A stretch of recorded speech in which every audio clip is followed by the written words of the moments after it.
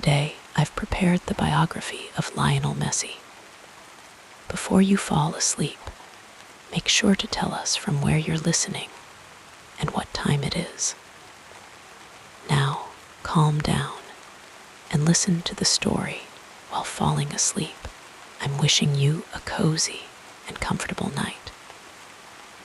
Welcome to tonight's gentle journey through the life of football legend Lionel Messi.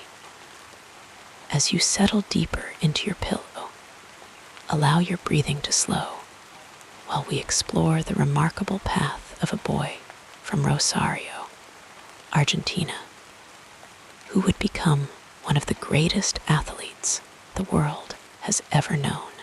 Let the soft rhythm of his story carry you toward peaceful dreams as we whisper tales of determination, brilliance, and quiet triumph. Your eyelids may grow heavier as we wander through the chapters of Messi's life, each word bringing you closer to a restful sleep. So nestle in, dear listener, as the biography of the football maestro becomes your lullaby for tonight. In the gentle quiet of a small town called Rosario, nestled in the heart of Argentina, a special child was born on a warm summer day in June of 1987. This was little Lionel Messi, who would one day become known throughout the world. Though on that day, he was simply a cherished new addition to a loving family. His parents, Jorge and Celia, held their newborn son with the tender care that all parents share, unaware that they were cradling a child whose name would someday echo across stadiums filled with thousands of adoring fans. The Messi home was modest, but filled with warmth. The walls of their simple dwelling in Rosario witnessed the first tentative steps of young Lionel as he began to explore the world around him.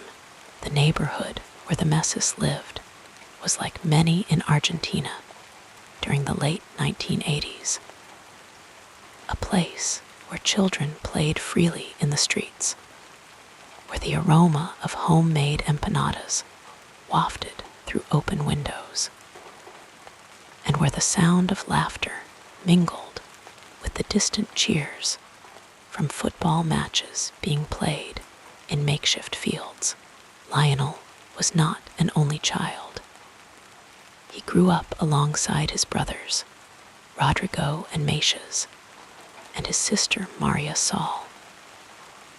The siblings shared many quiet afternoons playing together, forming bonds that would remain unbroken through the years that followed. In the Messi household, family gatherings were treasured occasions, with grandparents, aunts, uncles, and cousins coming together to share meals and stories that stretched long into the evening. The Argentina of Lionel's childhood was a nation slowly healing from periods of political turbulence and economic uncertainty. The 1980s had brought the return of democracy after years of military dictatorship, and families like the Messis were navigating a society in transition. Yet within their home, Jorge and Celia created a haven of stability and affection, sheltering their children from the complexities of the adult world beyond their doorstep. From his earliest days, little Lionel showed a remarkable connection to the game of football. Even as a toddler, barely steady on his feet, he would chase after balls with a determination that brought smiles to the faces of those watching. His father Jorge, who worked in a steel factory, noticed this natural inclination and gently encouraged it, On quiet evenings, after returning home from long days of work, Jorge would take Lionel to the small patch of open ground near their home, where father and son would pass a ball back and forth as the sun slowly descended below the horizon. These peaceful moments between father and son were more than just play. They were the first gentle lessons in a sport that would become the center of Lionel's life. Jorge, who had once coached a local team called Grandally, had a deep appreciation for the beautiful game and recognized something special in the way his young son moved with the ball, as if it were an extension of himself rather than a separate object. When Lionel was about 4 years old, his grandmother Celia took him to join his first organized football experience with the local club Grandally. The practice fields were simple affairs, patches of earth worn bare by countless feet, bordered by painted stones that served as makeshift boundaries. Here, among other children from the neighborhood, Lionel began to reveal his extraordinary gift. While other children stumbled and chased after the ball with endearing clumsiness, Lionel seemed to glide across the ground, the ball obediently following wherever he directed it. His grandmother Celia was one of his most devoted supporters in those early days. She would walk him to practices, her hand gently holding his small fingers, whispering words of encouragement that settled like soft feathers in his young mind. Years later, when Lionel would score goals that left thousands speechless, he would often look skyward and point, a quiet acknowledgement of the grandmother whose belief in him had been unwavering. The Messi family's dinner table was a place of simple but nourishing meals, where conversations flowed as naturally as the nearby Paraná River. Young Lionel, though often quiet and reserved, would listen intently as his father and brothers discussed football matches they had seen or played in. The passion in their voices as they debated the merits of different players and tactics seeped into Lionel's consciousness, nurturing his growing love for the game. At school, Lionel was a studious but unremarkable pupil. His teachers found him polite and attentive, though sometimes lost in his own thoughts. What these educators could not see was that behind those thoughtful eyes, Lionel was often visualizing himself on a football pitch, imagining the movements and plays he would attempt when school was finished, and he could return to the freedom of the open field. When Lionel was 6 years old, he joined the youth academy of Newell's Old Boys, one of the most prestigious clubs in Rosario. This was a significant step up from the neighborhood games at Grandally. The coaches at Newell's had developed many talented players over the years, but even they were taken aback by the extraordinary abilities of this small, shy boy. On the practice fields of Newell's, under the gentle guidance of youth coaches who recognized they were witnessing something unusual, Lionel began to refine his natural talents. The training sessions at Newell's were more structured than what Lionel had experienced before, but he absorbed each new lesson with a quiet eagerness. The other boys in the youth team soon came to respect his abilities, even as they sometimes struggled to keep pace with him during drills and practice matches. In games against other youth teams, Lionel would weave through opposing players with a grace that seemed impossible for someone so young, leaving spectators murmuring in appreciation. During these formative years, Lionel's family noticed something concerning. Despite his remarkable athletic abilities, he was smaller than other children his age and seemed to grow at a slower pace.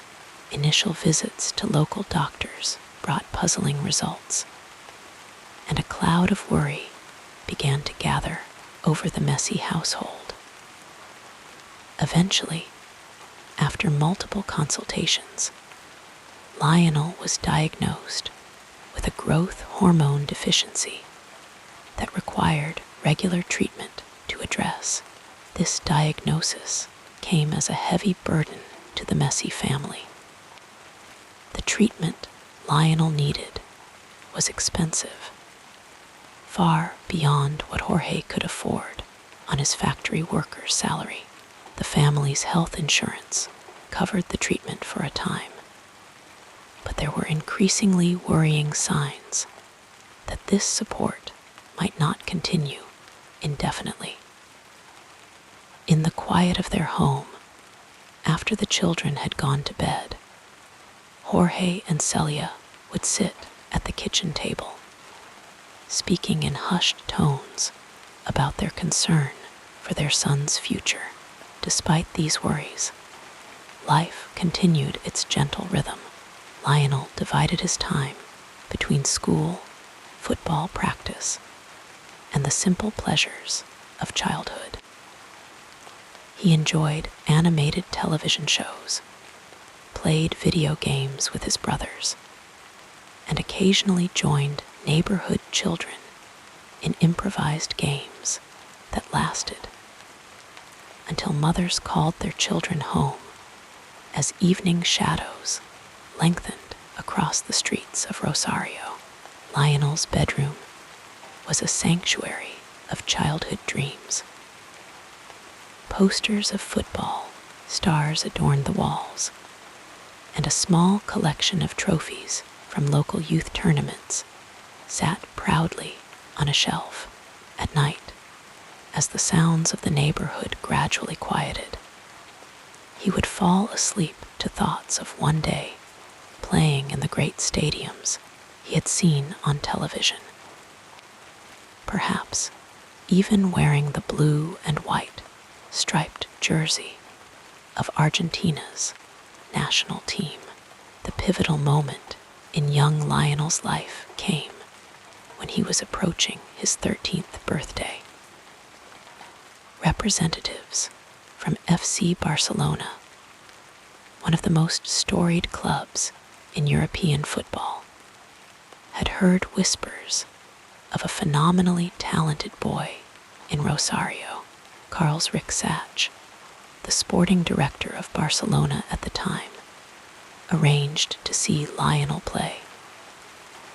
What he witnessed convinced him that Barcelona should sign this young Argentine prodigy. However, there was a complication. Barcelona would need to commit not only to signing Lionel as a youth player, but also to covering the costs of his growth hormone treatment. For the Messi family, this represented both an extraordinary opportunity and a wrenching decision. Accepting Barcelona's offer would mean that Lionel, not yet a teenager, would move thousands of miles away to Spain, separated from the comfort and security of his family home. The family discussions during this period were filled with mixed emotions. There was pride in Lionel's talent being recognized by such a prestigious club, hope for a future where his medical needs would be fully addressed, but also deep sadness at the prospect of separation. Jorge decided that he would accompany Lionel to Barcelona, at least initially, to help him adjust to this enormous change. Celia and the other children would remain in Rosario for the time being. In the final days before their departure, the Messi home was a place of quiet preparation. Clothes were carefully folded into suitcases. Treasured possessions were selected to make the journey, and tearful goodbyes were exchanged with extended family members and friends. Lionel's teammates from Newell's organized a small farewell gathering where they played one last match together on the familiar fields where they had spent so many happy hours. The journey to Barcelona was Lionel's first time on an airplane, his first time leaving Argentina. As the aircraft lifted into the sky above Rosario, he pressed his face against the small window, watching as his hometown became smaller and smaller below him, eventually disappearing beneath a blanket of clouds. Beside him, Jorge offered reassuring words, though he too was venturing into the unknown, leaving behind the life he had built to support his son's extraordinary potential. Their arrival in Barcelona brought them to a city vastly different from Rosario. The architecture, the language, the pace of life, all were new and somewhat overwhelming. Lionel and his father were provided with a small apartment near La Masia, Barcelona's famed youth academy. The walls of this new home were bare, lacking the familiar photographs and mementos that had made their house in Rosario feel like home. In the evenings, after training sessions at La Masia, Lionel would sometimes sit quietly by the window, looking out at the unfamiliar cityscape and thinking of his mother, brothers, and sister back in Argentina. The training facilities at La Masia were far more sophisticated than anything Lionel had experienced in Argentina. The grass on the practice fields was impeccably maintained. The equipment was state-of-the-art, and the coaching staff included some of the most respected youth developers in world football. At first, Lionel was somewhat overwhelmed by these new surroundings and by the challenge of communicating with coaches and teammates in a language he was only beginning to learn. Yet on the football pitch, Lionel spoke a language that needed no translation. From his first training sessions with Barcelona's youth teams, it was clear to everyone present that this quiet Argentine boy possessed abilities that set him apart. His control of the ball, his vision, his balance, and his instinctive understanding of space were remarkable for a player of any age, let alone a child of 13. The growth hormone treatments continued in Barcelona, administered regularly as part of the club's commitment to nurturing both Lionel's health and his athletic potential. Gradually, he began to grow stronger, though he would always remain relatively small in stature compared to many of his contemporaries. What he lacked in physical size, however, he more than compensated for with his extraordinary technical abilities and his deep understanding of the game. Life at La Masia was structured around education and football. Lionel attended classes alongside his teammates, studying the standard academic subjects, while also receiving specialized training in the Barcelona style of play. A philosophy based on technical skill, positional fluidity, and intelligent use of space. The days began early and ended late, with little time for homesickness. Though in quiet moments Lionel would often call home, his voice brightening as he spoke with his mother and siblings. As months passed, Lionel's family began to visit Barcelona when they could, and eventually they made the decision to relocate permanently. The reunification of the Messi family brought a renewed sense of stability and happiness to Lionel's life. Their new home in Barcelona gradually took on the warmth and character of their house in Rosario, filled once again with familiar voices and shared meals. With his family now around him and his confidence in his new environment growing, Lionel's progression through Barcelona's youth ranks accelerated. Coaches would often move him up to play with older boys, seeking to provide him with appropriate challenges. Even among players 2 or 3 years his senior, Lionel's talent shone brightly. His teammates, initially skeptical of this quiet Argentine boy, soon came to appreciate not only his extraordinary abilities, but also his unassuming nature and his willingness to play for the team rather than for personal glory. The story of Lionel Messi's childhood is one of ordinary beginnings, giving way to extraordinary possibilities of a family's sacrifice and support, and of a young boy's pure love for the simple joy of playing with a ball at his feet.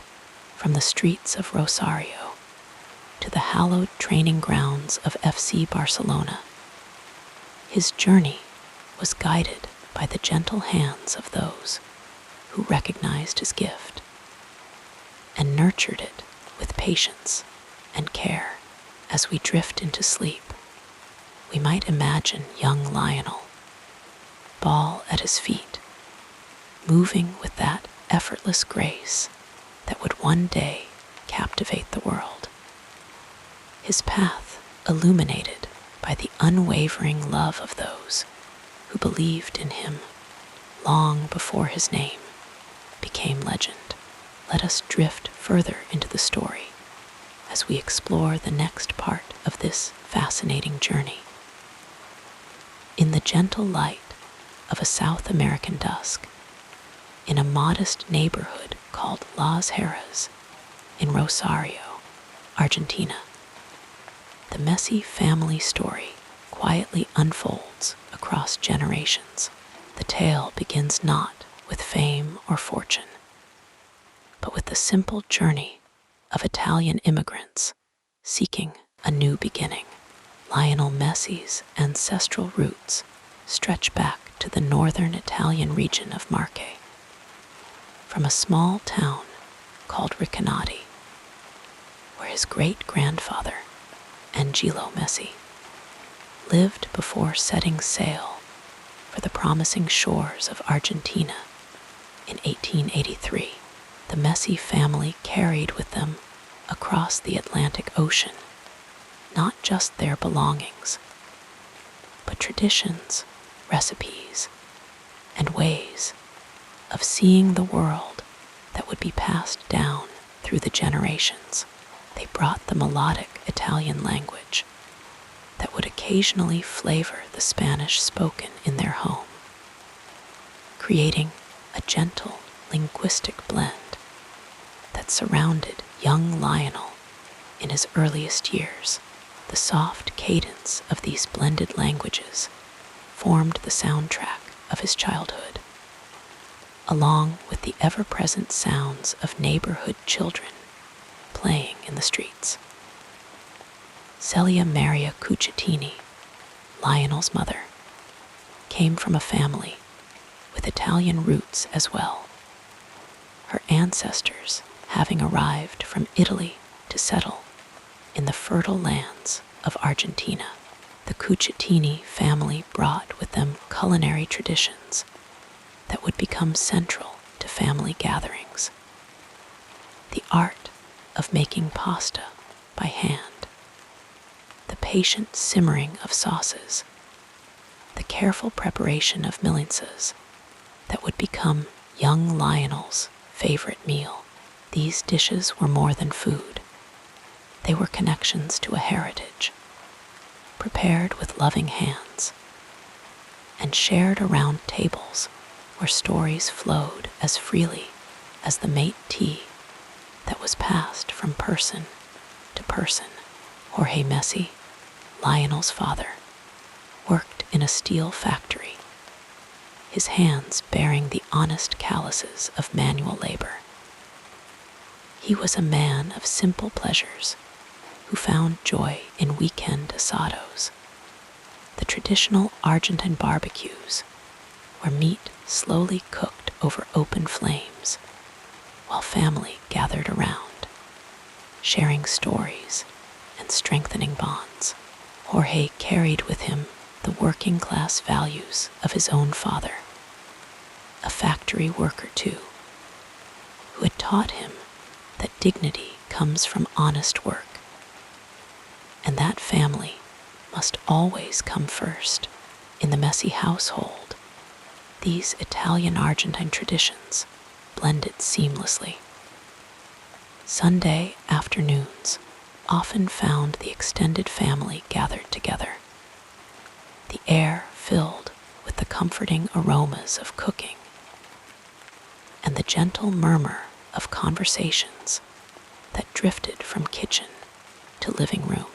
Young Lionel would play quietly, sometimes with his older brothers Rodrigo and Macias, sometimes with his cousins, while his sister Maria Sol, being younger, was often watched over by their grandmother.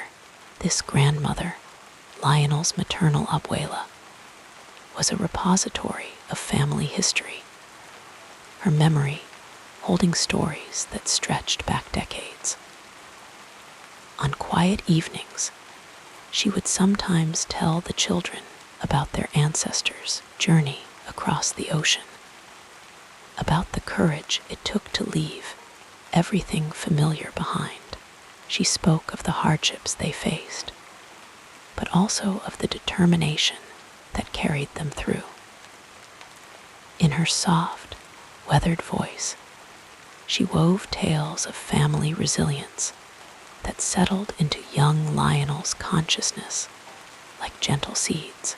The neighborhood of Las Heras itself was a tapestry of similar stories, families with European roots who had come to Argentina seeking better lives, bringing with them diverse traditions that melded together over generations.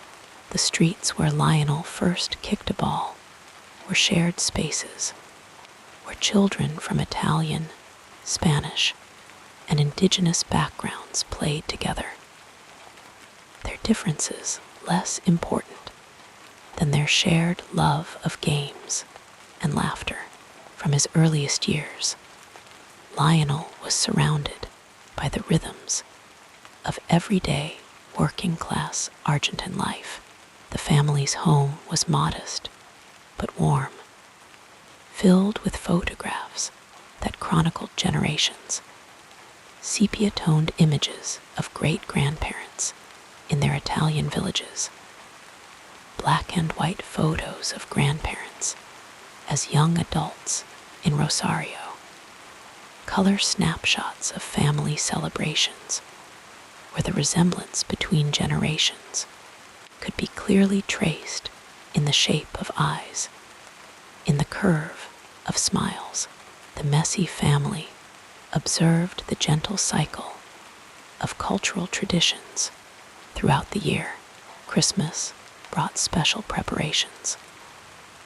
The making of pan dulce, sweet bread from recipes carried across the ocean decades earlier.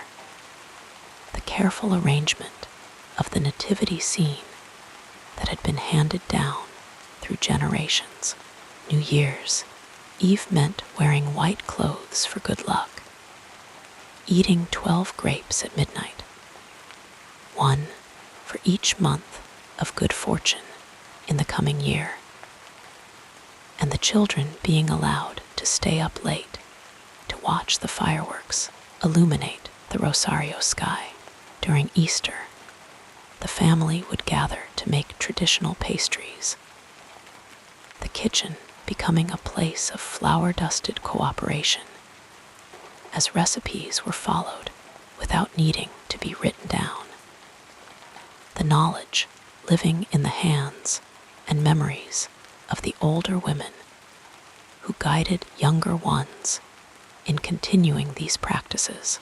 Young Lionel would sometimes help, his small fingers learning the motions that connected him to ancestors he had never met.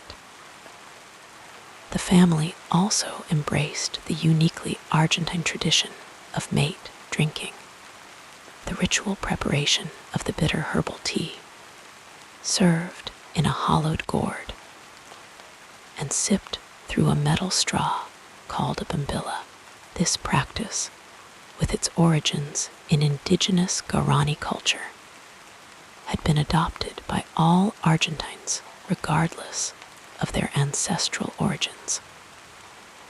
In the Messi household, the mate gourd would pass from hand to hand during family conversations, a symbol of connection and shared experience.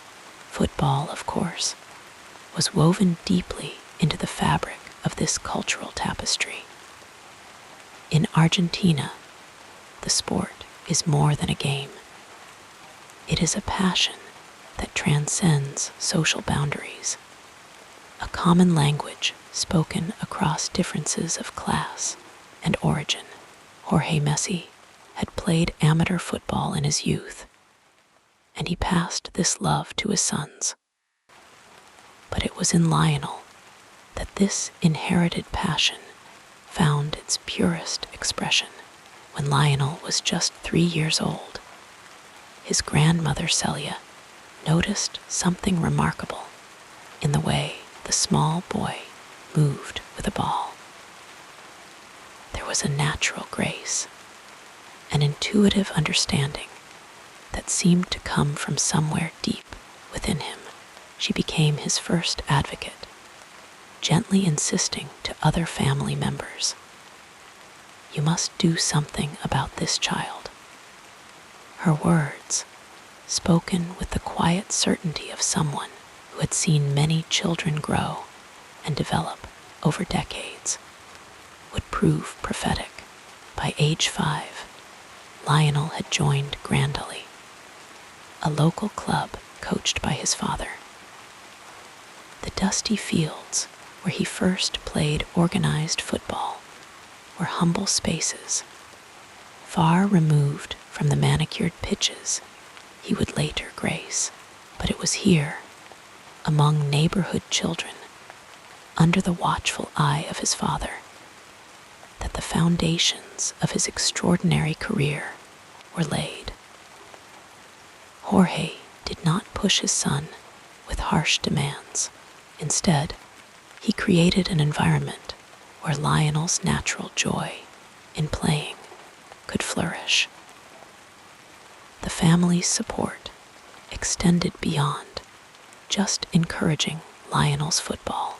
When he was diagnosed with a growth hormone deficiency at age 10, the entire family rallied around him. The treatment was expensive, prohibitively so for a working-class family. But they were determined to find a way. Relatives offered what they could. Sacrifices were made in household budgets, and Jorge took on extra work. The family's commitment to Lionel's health and future was unwavering, rooted in the deep sense of familial obligation that had been passed down through generations. When the opportunity came for Lionel to trial with FC Barcelona at age 13, it presented the family with their greatest challenge. The Spanish club offered to pay for his medical treatment, but it meant that Lionel would need to move to Barcelona. The decision to separate the family was painful, made only after long conversations around the kitchen table, often extending late into the night after the children had gone to bed. Jorge and Celia weighed their son's extraordinary potential against the heartache of family separation. In the end, Jorge decided to accompany Lionel to Barcelona, while Celia remained in Rosario with the other children. This period of separation was perhaps the most difficult in the family's history. Lionel and Jorge lived in a small apartment near Barcelona's training facilities, while Celia maintained the family home in Rosario. During this time, the cultural traditions that had always anchored the family became even more important. Jorge would prepare Argentine dishes in their Barcelona apartment, the familiar smells and tastes providing comfort in a foreign land. They would call home regularly, the family gathering around the phone in Rosario to hear about Lionel's progress and to share news of home. As months passed, Lionel's family began to visit Barcelona when they could, and eventually they made the decision to relocate permanently. The reunification of the Messi family brought a renewed sense of stability and happiness to Lionel's life. Their new home in Barcelona gradually took on the warmth and character of their house in Rosario, filled once again with familiar voices and shared meals. With his family now around him and his confidence in his new environment growing, Lionel's progression through Barcelona's youth ranks accelerated.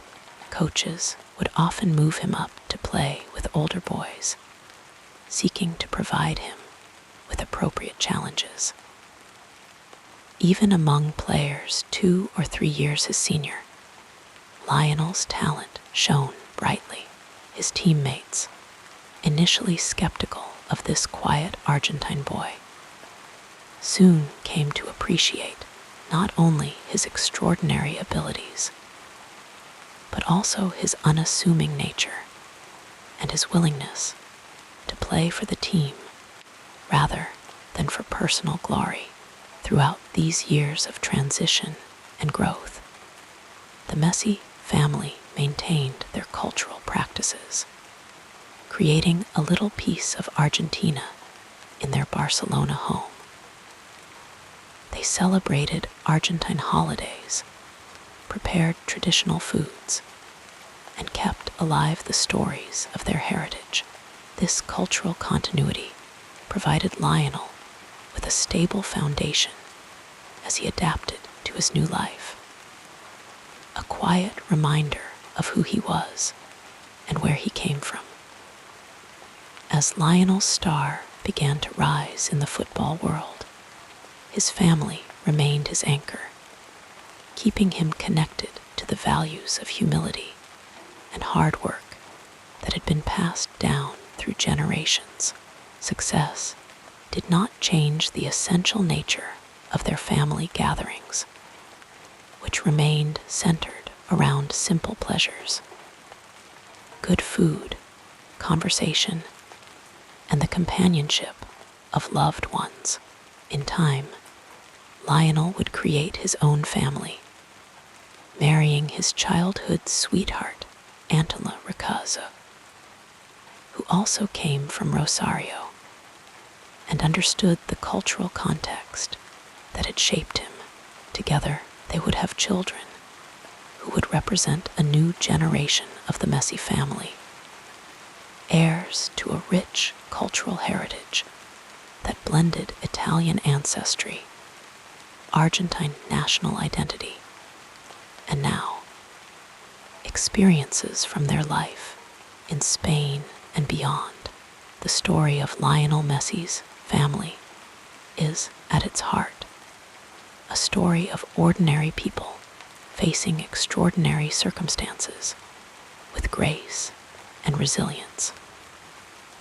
It is a tale of immigrants seeking better lives, of parents sacrificing for their children, of cultural traditions providing stability through change.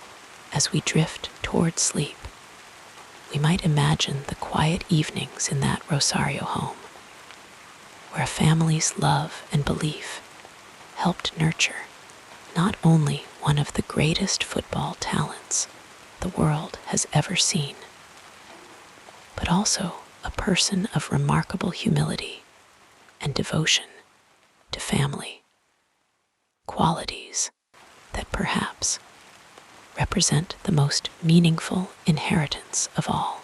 The peaceful narrative of this life continues as we turn our attention to what happened next.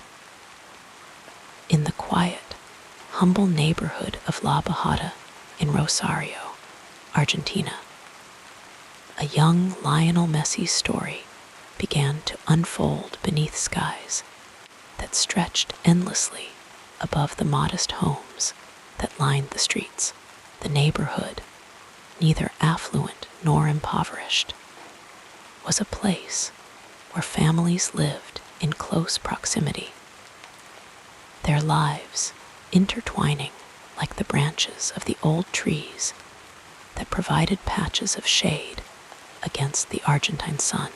The Messi family home, a simple two-story structure with walls of faded cream, stood among similar dwellings, all bearing the gentle weathering of time and the elements.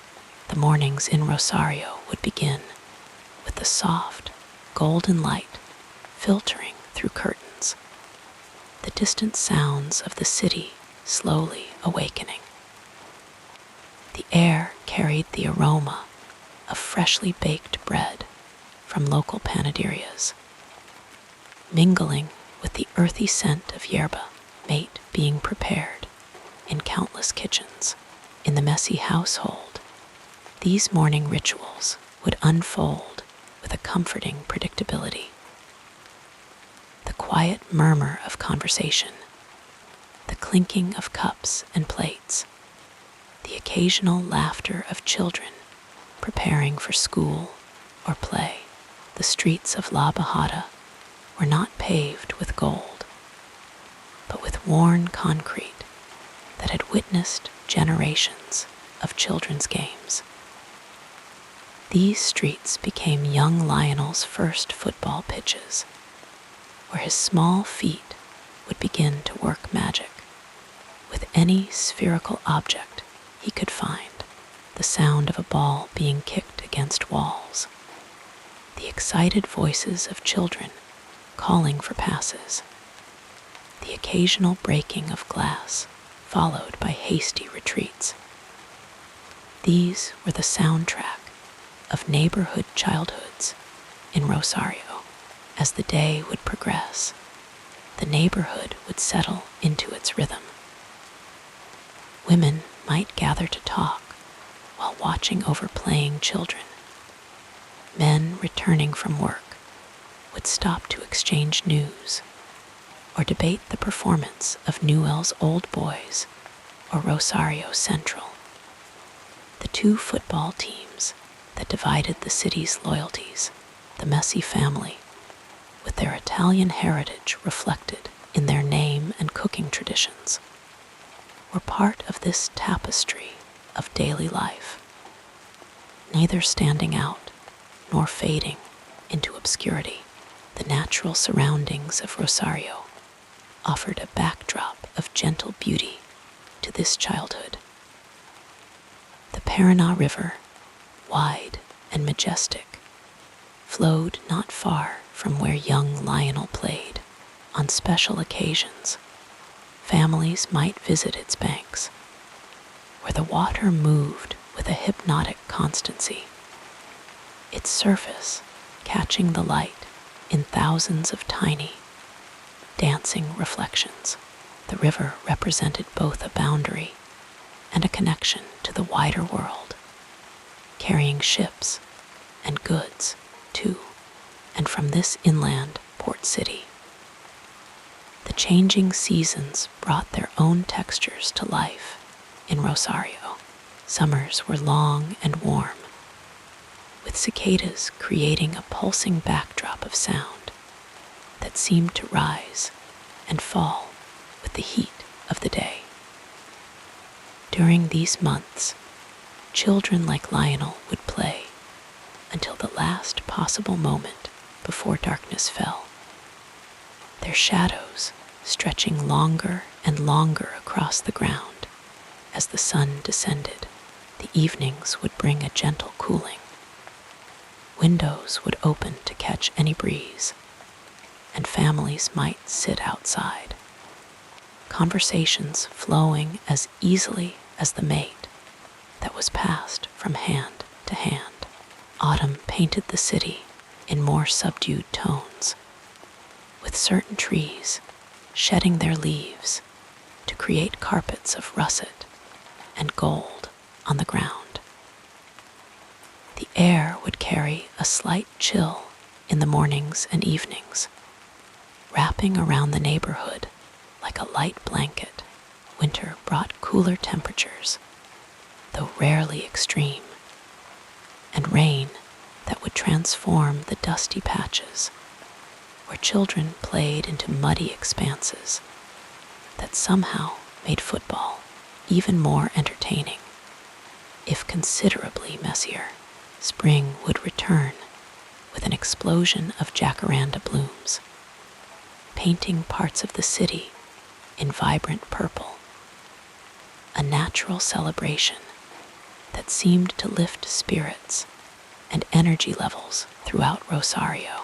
These cycles of nature formed a reliable framework around which family life and childhood explorations could unfold. The Messi family home itself was a space of modest comfort. Rooms were not large, but were filled with the essentials of family life. Beds with well-worn covers, tables where meals were shared, shelves holding treasured photographs and mementos. The kitchen would have been the heart of the home, as is common in Argentine households with Italian influences. Here, the preparation of food was not merely a necessity, but an expression of care and continuity of tradition. The aromas of cooking would fill the house, the sweet caramelization of onions for a family stew, the distinctive smell of beef slowly cooking for Sunday asado, the comforting scent of dulce de leche being prepared for a special treat. These smells would become imprinted in young Lionel's memory, forming associations with security and belonging that would remain with him even as his life took him far from Rosario. The sounds within the home created their own gentle symphony, the radio playing in the background, perhaps tuned to a football match or music, the soft tread of feet on floorboards, the murmur of family conversations that flowed through days and evenings. For a child like Lionel, these sounds represented the consistent presence of family, a foundation of stability from which he could venture out into the world. Outside the home, the neighborhood offered a wealth of sensory experiences. The corner stores, or almacines, with their mixed aromas of fresh produce, cured meats, and various household goods. The sound of a delivery truck stopping to unload bread or milk, the neighborhood dogs that everyone knew by name, some friendly, others to be given a wide berth. The older residents who would sit watching the world from their doorways, offering comments or advice, whether solicited or not, for young Lionel, whose physical size was smaller than other children his age due to a growth hormone deficiency. This environment provided both challenges and comforts. The close-knit nature of the neighborhood meant that he was known, protected in some ways, but also had to prove himself repeatedly on the dusty makeshift football pitches. His extraordinary talent with a ball became his way of transcending physical limitations, earning him acceptance and eventually admiration. The social fabric of Rosario, and specifically La Bajada, was woven from strong threads of family loyalty, neighborhood solidarity, and national pride. Argentina's passion for football was not merely a sporting preference, but a cultural cornerstone, a way of expressing identity and belonging. In this context, Lionel's growing skill with a ball was not just a personal talent, but something that connected him deeply to his cultural heritage. School days would follow their own gentle pattern. The walk through familiar streets, the sound of the bell calling children to classrooms, the scratch of pencils on paper, the voice of teachers explaining concepts that might or might not capture young imaginations. For Lionel, whose focus was increasingly drawn to football, the classroom was perhaps less engaging than the playground, where the true education of his remarkable feat continued during every available moment. Weekends would bring their own special rhythms. Saturday mornings might find young Lionel at training sessions with his local club, Grand Ali, and later with Newell's Old Boys. These were not the manicured training grounds of elite European academies, but simple pitches where passion compensated for what might have been lacking in facilities. The sound of coaches calling instructions, the thud of dozens of balls being kicked simultaneously, the collective groan when rain threatened to cut short the precious hours of play. These formed the backdrop to the development of his extraordinary skills. Sunday would often center around family gatherings, perhaps an asado where meat would cook slowly over coals. The smoke, carrying a mouth-watering aroma through the neighborhood, extended family would gather. Conversations would flow as easily as the wine for the adults, and children would play until exhaustion finally overcame excitement.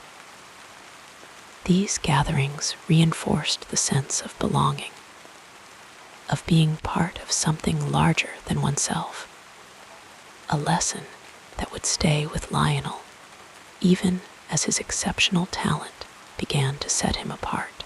As evening fell over Rosario, the pace of life would gentle further. Street lights would create pools of yellow illumination. Families would gather in living rooms, perhaps to watch television together, or simply talk about the day.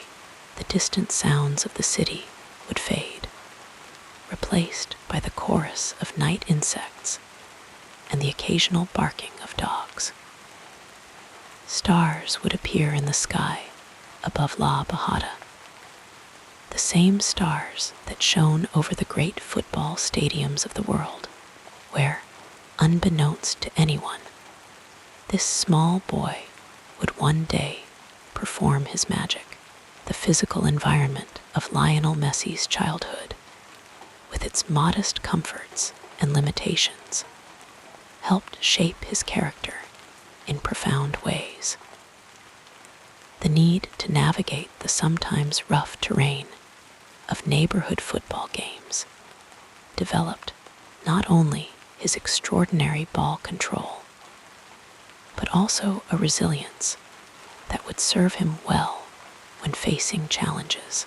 The limited space available for play perhaps contributed to his remarkable ability to maneuver in tight situations, finding pathways where none seemed to exist.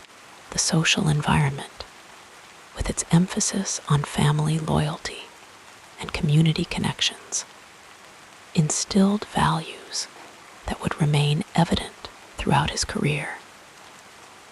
His closeness to his family, his loyalty to teammates, his preference for quiet celebration over flamboyant displays, the Argentine passion for football, experienced in its purest form in these neighborhood games and family discussions, planted the seeds of a love for the game that transcended ambition or financial reward.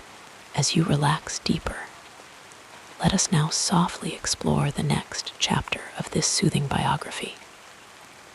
The physical environment of Lionel Messi's childhood, with its modest comforts and limitations, helped shape his character in profound ways. The need to navigate the sometimes rough terrain of neighborhood football games developed not only his extraordinary ball control, but also a resilience that would serve him well when facing challenges.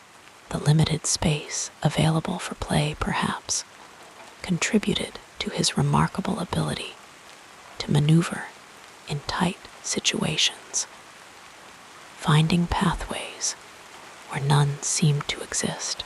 The social environment, with its emphasis on family loyalty and community connections, instilled values that would remain evident throughout his career. His closeness to his family, his loyalty to teammates, his preference for quiet celebration over flamboyant displays, the Argentine passion for football, experienced in its purest form in these neighborhood games and family discussions, planted the seeds of a love for the game that transcended ambition or financial reward. In the gentle embrace of his early education, young Lionel would wake each morning to the soft calls of his mother, urging him to prepare for school. The morning light would filter through simple curtains, casting a warm glow across his modest bedroom, unlike the football fields that would later become his domain. The classrooms of Escuela Primaria Las Heras, the primary school Messi attended in Rosario, were places of quiet concentration and gradual awakening of the mind. The walk to school each morning provided young Lionel with moments of contemplation, his small hand held firmly in his mother's grasp. The streets of Rosario would be coming alive, shopkeepers raising their shutters, the aroma of fresh bread wafting from neighborhood bakeries. These sensory experiences, though perhaps not consciously appreciated at the time, would form the foundation of his connection to his hometown. A connection that remained strong even as his life took him far away inside the weathered walls of Las Heras. Lionel was not yet the phenomenon he would become on the football pitch. He was simply another student, small for his age, somewhat shy, his eyes often drifting to the windows where he could glimpse the playground. His teachers would later recall a polite, attentive boy, not particularly outstanding in academic subjects, but diligent in his own quiet way. Mathematics proved challenging at times, the abstract concepts not aligning with his more intuitive way of processing the world. Language classes, however, provided stories and characters that captured his imagination, offering worlds beyond Rosario that he could visit through the gentle turning of pages.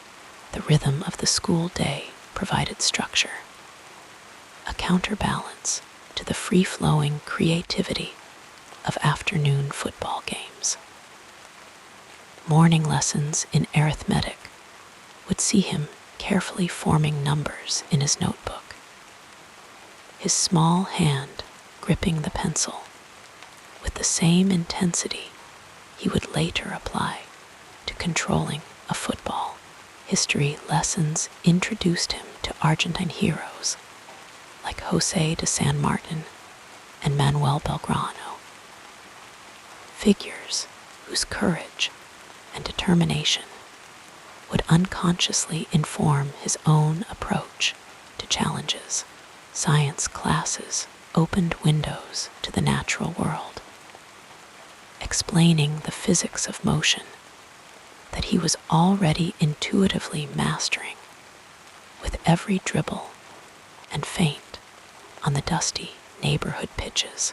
During break times, the schoolyard would transform into an impromptu football field, with bags or jumpers serving as goalposts. Here, among his peers, Lionel's exceptional talent began to emerge. Teachers would pause by windows, momentarily distracted from their lesson preparations by the sight of this diminutive boy weaving through groups of larger children, the ball seemingly attached to his feet by invisible strings. These moments of play were also lessons in cooperation, in reading others' intentions, in adapting to changing circumstances, skills that would serve him well beyond the football field. The afternoons after school held a different kind of education. While formal homework was completed at the kitchen table under his mother's watchful eye, the real learning often happened on the streets of La Bajada.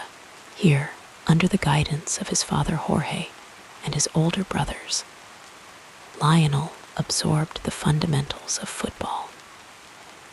This was education through observation and imitation, through trial and error, through the gentle corrections offered by those who saw something special in his natural abilities.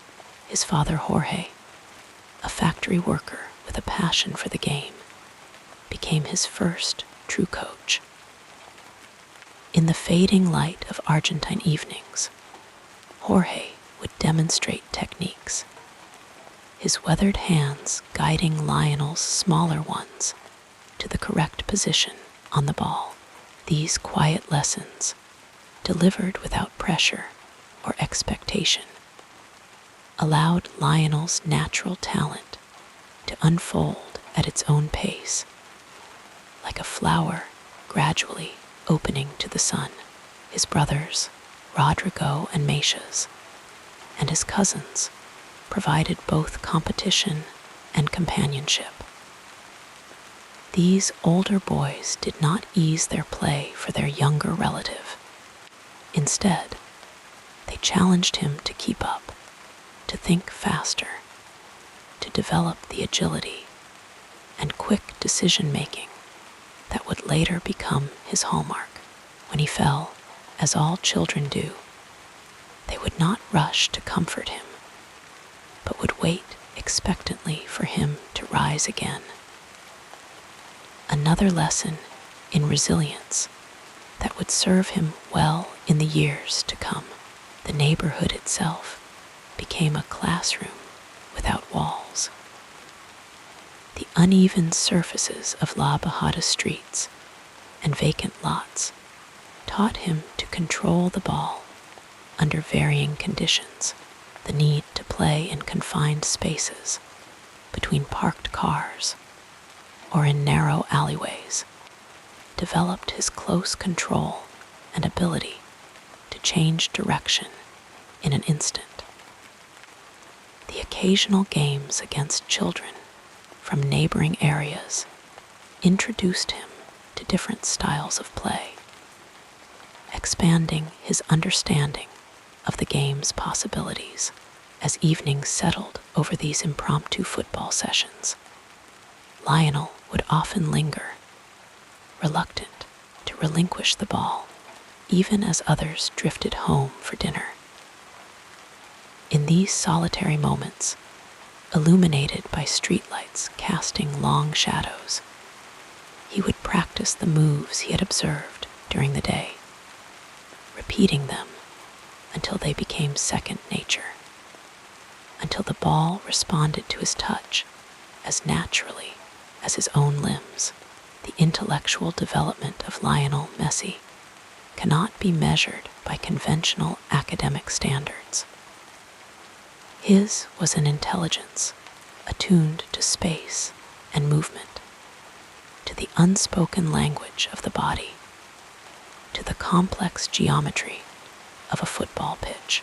While his school reports may not have marked him as exceptional, those who watched him play recognized a different kind of brilliance, an ability to read the game, to anticipate movements, to solve problems in real time with creative solutions that seemed to materialize from nowhere. This unique intelligence was nurtured not only on the playing fields, but also in the quiet evenings at home. The Messi household was modest but warm, filled with conversation about football and life. Around the dinner table, matches would be dissected, players' performances evaluated, tactics discussed. Young Lionel would listen intently, absorbing the opinions and insights of his father and older brothers, forming his own understanding of the game's subtleties. Television provided another source of education. When broadcasts of football matches were available, the family would gather to watch, Lionel's eyes rarely leaving the screen. He was particularly captivated by Diego Maradona, Argentina's football icon. The way Maradona moved, his low center of gravity, his magical left foot, all resonated with the young boy who shared these physical attributes without consciously imitating Maradona. Lionel was absorbing lessons in possibility, seeing in this national hero a template for what a small, technically gifted player could achieve. Local club matches provided live demonstrations of the game's intricacies. Newell's Old Boys, one of Rosario's professional teams, would become an important part of Messi's development. But before he joined their youth system, he was simply a spectator, his father occasionally taking him to matches at the Estadio Marcelo Bielsa.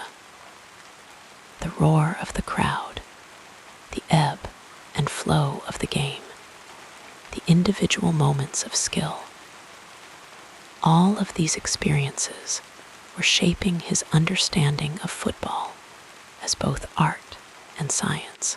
At the age of 8, a significant shift occurred in Lionel's educational journey.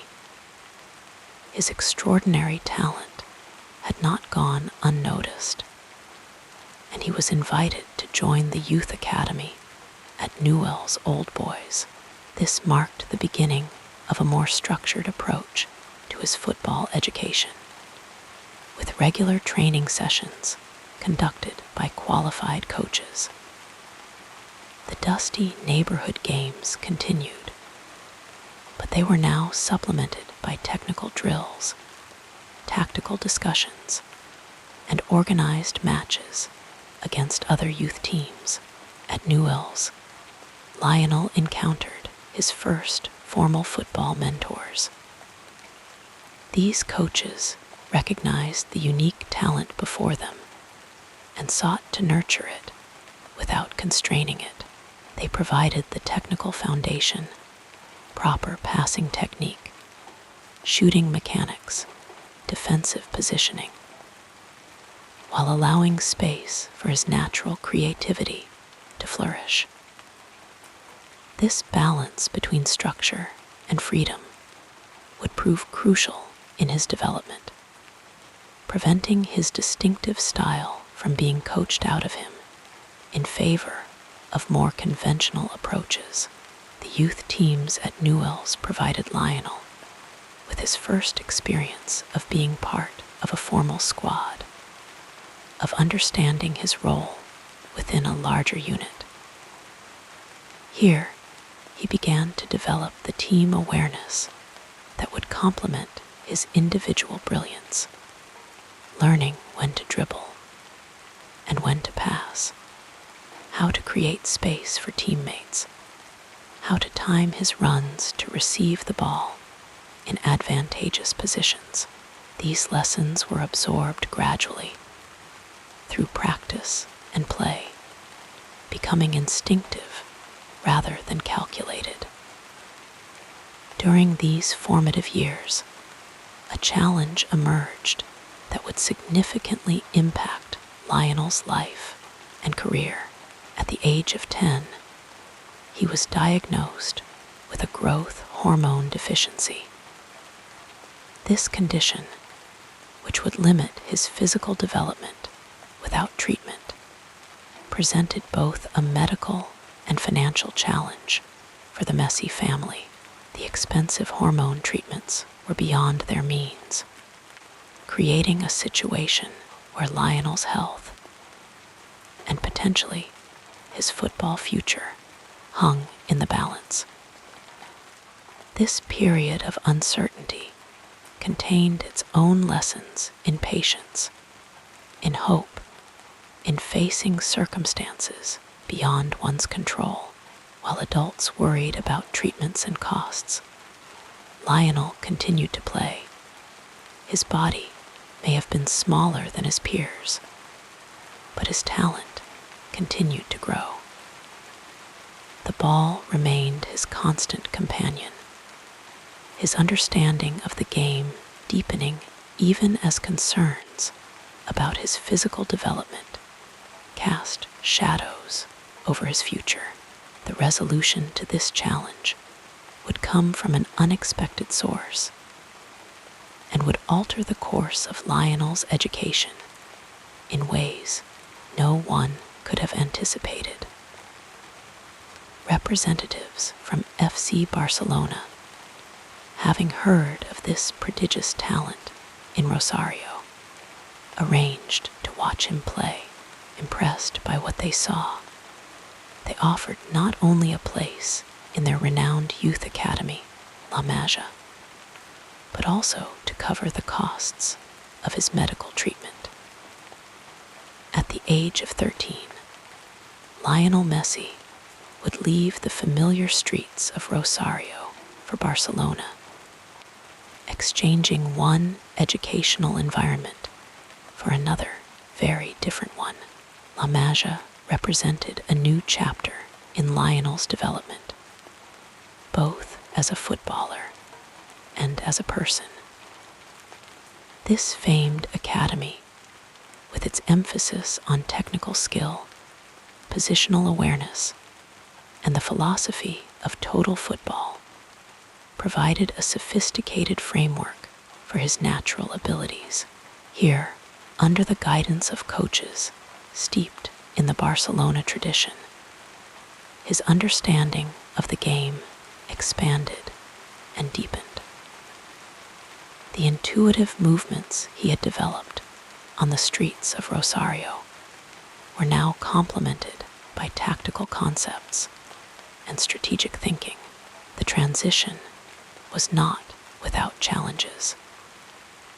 Separated from the familiar comfort of family and homeland, dealing with a new language and culture, Lionel experienced periods of homesickness and uncertainty. These difficulties, though painful, contributed to his emotional and psychological development, fostering a resilience and determination that would become hallmarks of his character. The quiet, somewhat introverted boy from Rosario learned to adapt, to persevere, to find his way in unfamiliar surroundings.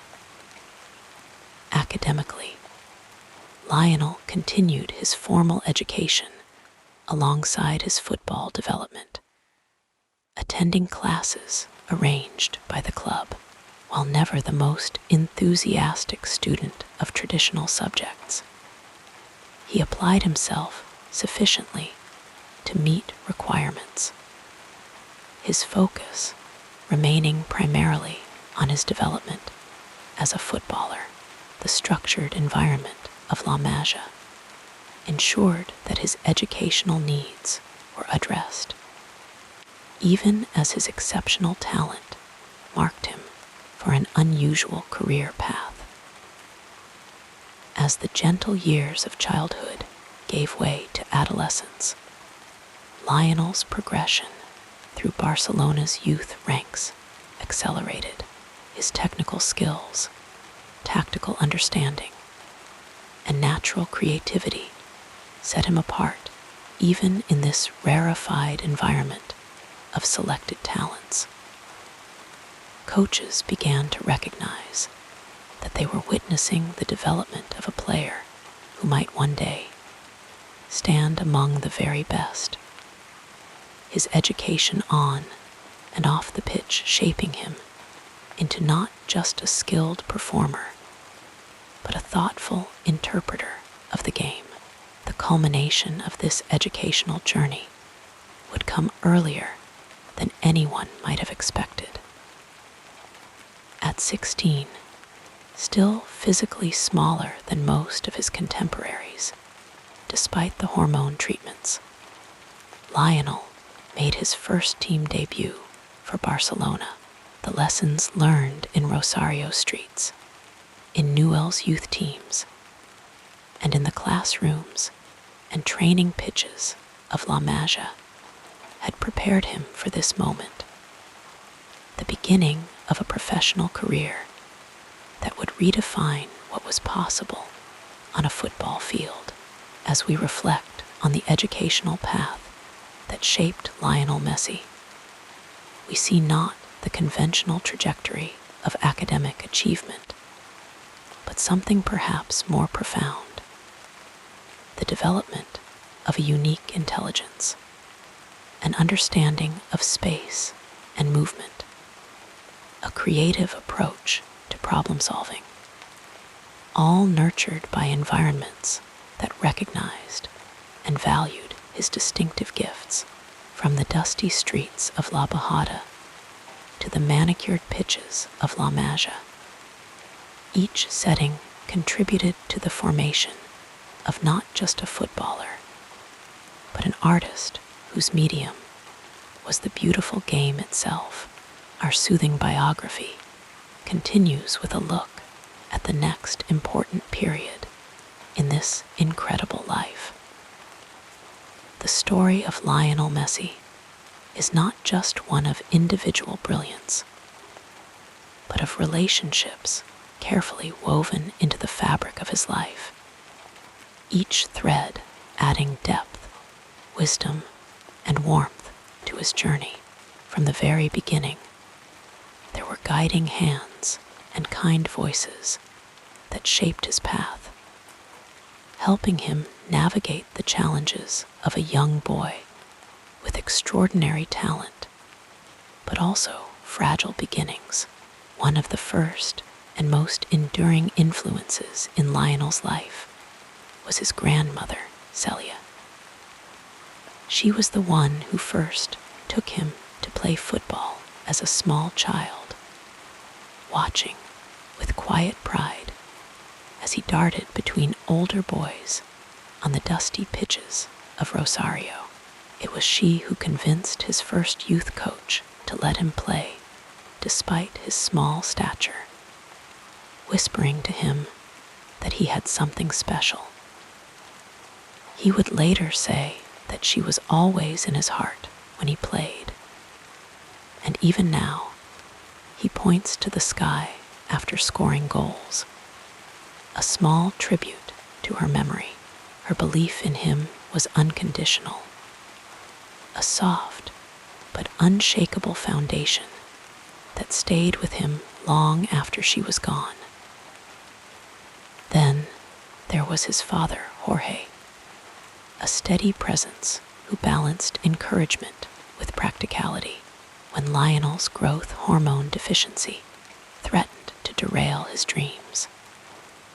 It was Jorge who tirelessly sought solutions, negotiating with Newell's old boys and later with Barcelona to secure the medical treatment his son needed. He was not a man of many words, but his actions spoke volumes, traveling with Lionel to Spain, staying by his side during those lonely early days in La Maja, and quietly ensuring that his son never lost sight of what mattered. Their bond was one of quiet understanding, a shared determination that carried Lionel through moments of doubt. At Barcelona, new mentors emerged, men who saw not just a talented boy, but a future legend in the making. One of the most significant was Karl's Rixach, the club's technical director, who famously scribbled a contract on a napkin after watching Lionel play in a trial match. He recognized something intangible in the way the ball seemed to move with Lionel, as if guided by an unseen force. Rixach's faith in him was unwavering, and it was his insistence that convinced Barcelona to invest in Lionel's future, despite the financial strain of his medical treatment. That single act of belief changed the course of football history. Another key figure was Pep Guardiola, who would later become his coach, but first encountered Lionel as a young player in Barcelona's youth system. Guardiola, a deep thinker of the game, saw in Lionel not just skill, but an intelligence that could be honed into something extraordinary. When he eventually took charge of the first team, he tailored Barcelona's system to maximize Lionel's gifts, encouraging him to roam freely, to trust his instincts and to express himself without fear. Under Guardiola's guidance, Lionel's understanding of the game deepened, evolving from a dazzling dribbler into a complete player who could orchestrate play as well as finish it. Ronaldinho, the Brazilian magician, was another who left an indelible mark. When Lionel first joined the senior team, Ronaldinho was at the height of his powers, the star of Camp Nou. Yet instead of seeing the young Argentine as a rival, he embraced him as a little brother, shielding him from the pressures of the spotlight and playfully encouraging him in training. It was Ronaldinho who provided Lionel's first assist in a competitive match, a moment that felt like a passing of the torch. Their relationship was built on mutual respect and joy, a reminder that football, at its best, is a game to be enjoyed as much as mastered. Beyond the pitch, Lionel found guidance in quieter, more personal relationships. His mother, Celia, provided the emotional anchor he needed during his difficult transition to life in Spain. Her letters and phone calls were lifelines in those early days. Her voice, a reminder of home when everything else felt unfamiliar. And then there were his childhood friends from Rosario, the ones who had played with him in the streets, who kept him grounded even as fame grew around him. They were the ones who reminded him of the boy he had been, who still called him Leo instead of Messi, a small but meaningful distinction. As the years passed, Lionel himself became a mentor to younger players, paying forward the kindness and wisdom he had received. He took Neymar under his wing when the Brazilian arrived at Barcelona, just as Ronaldinho had once done for him. He guided the rise of Ansu Fati, offering quiet advice and encouragement to the teenager who would later inherit his number 10 shirt. And in the twilight of his career, he embraced the role of elder statesman with Argentina, helping the next generation believe that success was possible after so many near misses.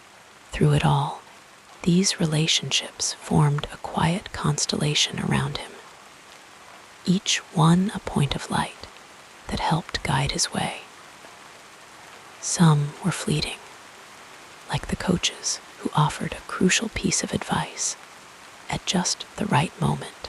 Others were lifelong, like his family, who remained his constant in a world that never stopped changing. What they all shared was the ability to see beyond the talent, to recognize the person beneath the legend, the shy boy from Rosario, who never lost his love for the game, no matter how many trophies he won. And so, as we drift into the soft embrace of sleep, we can picture these mentors and friends standing at the edges of Lionel's journey, each one adding their own brushstroke to the masterpiece of his career.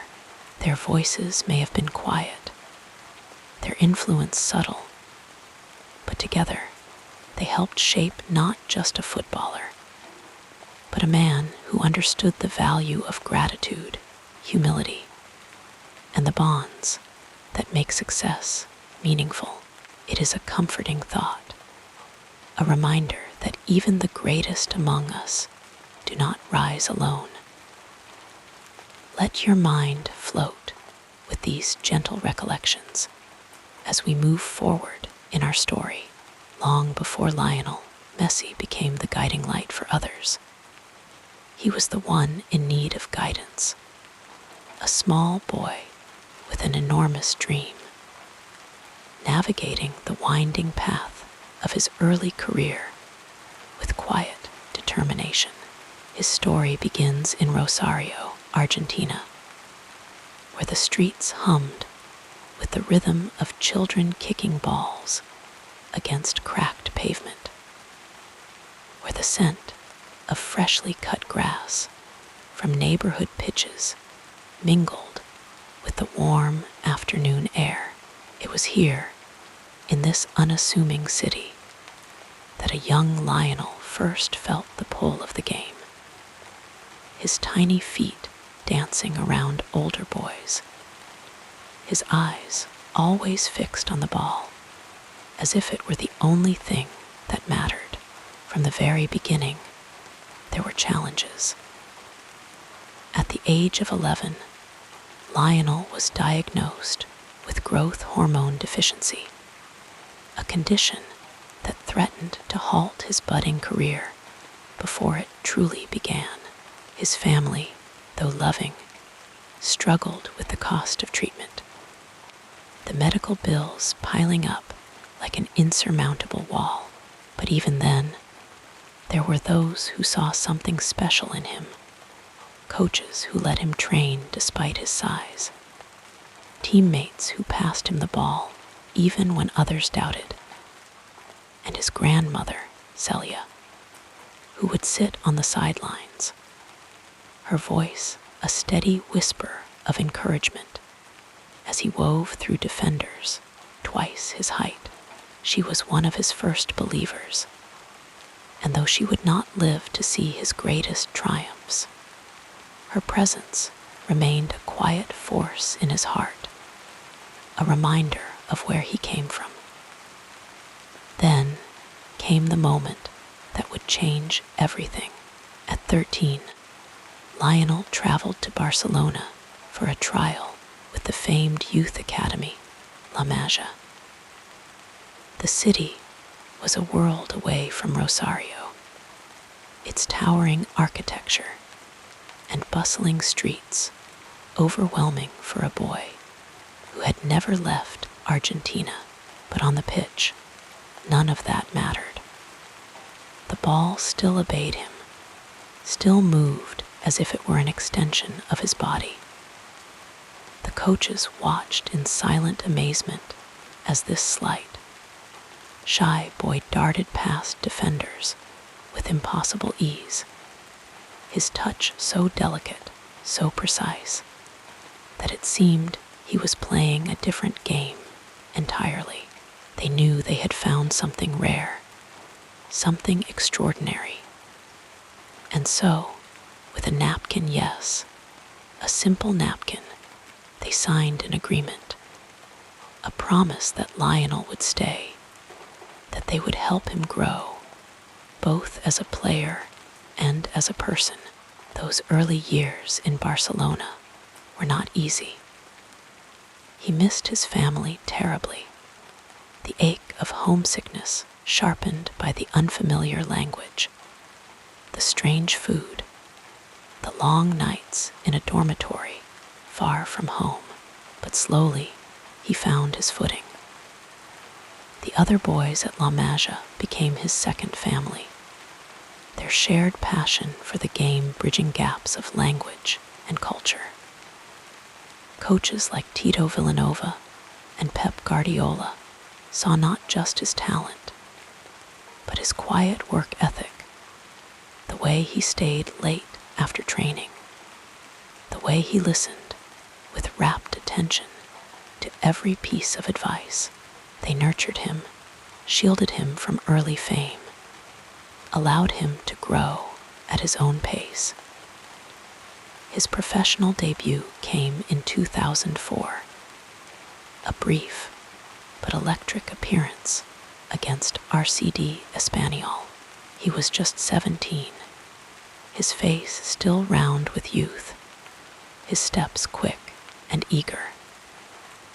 The camp new crowd, accustomed to greatness, sensed something special immediately.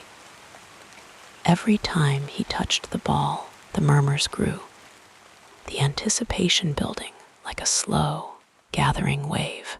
And then, in 2005, came his first goal, a delicate chip over the keeper, a moment of effortless genius that announced his arrival to the world. Ronaldinho, already a superstar, lifted him onto his shoulders in celebration, a gesture that spoke volumes. It was a passing of the torch, a silent acknowledgement that this boy, this quiet force from Rosario, was destined for greatness. The years that followed were a blur of dazzling performances, each one adding to the legend.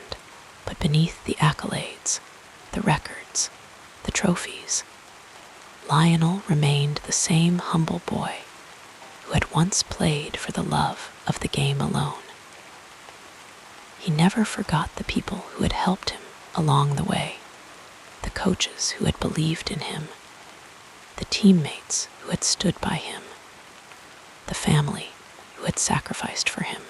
And as we let our thoughts drift, imagining those early days, the sun setting over the training pitch, the sound of a ball being struck cleanly, the quiet laughter of a boy who was only just beginning to realize his destiny, we are reminded that even the brightest stars start as small flames, nurtured by the hands of those who care.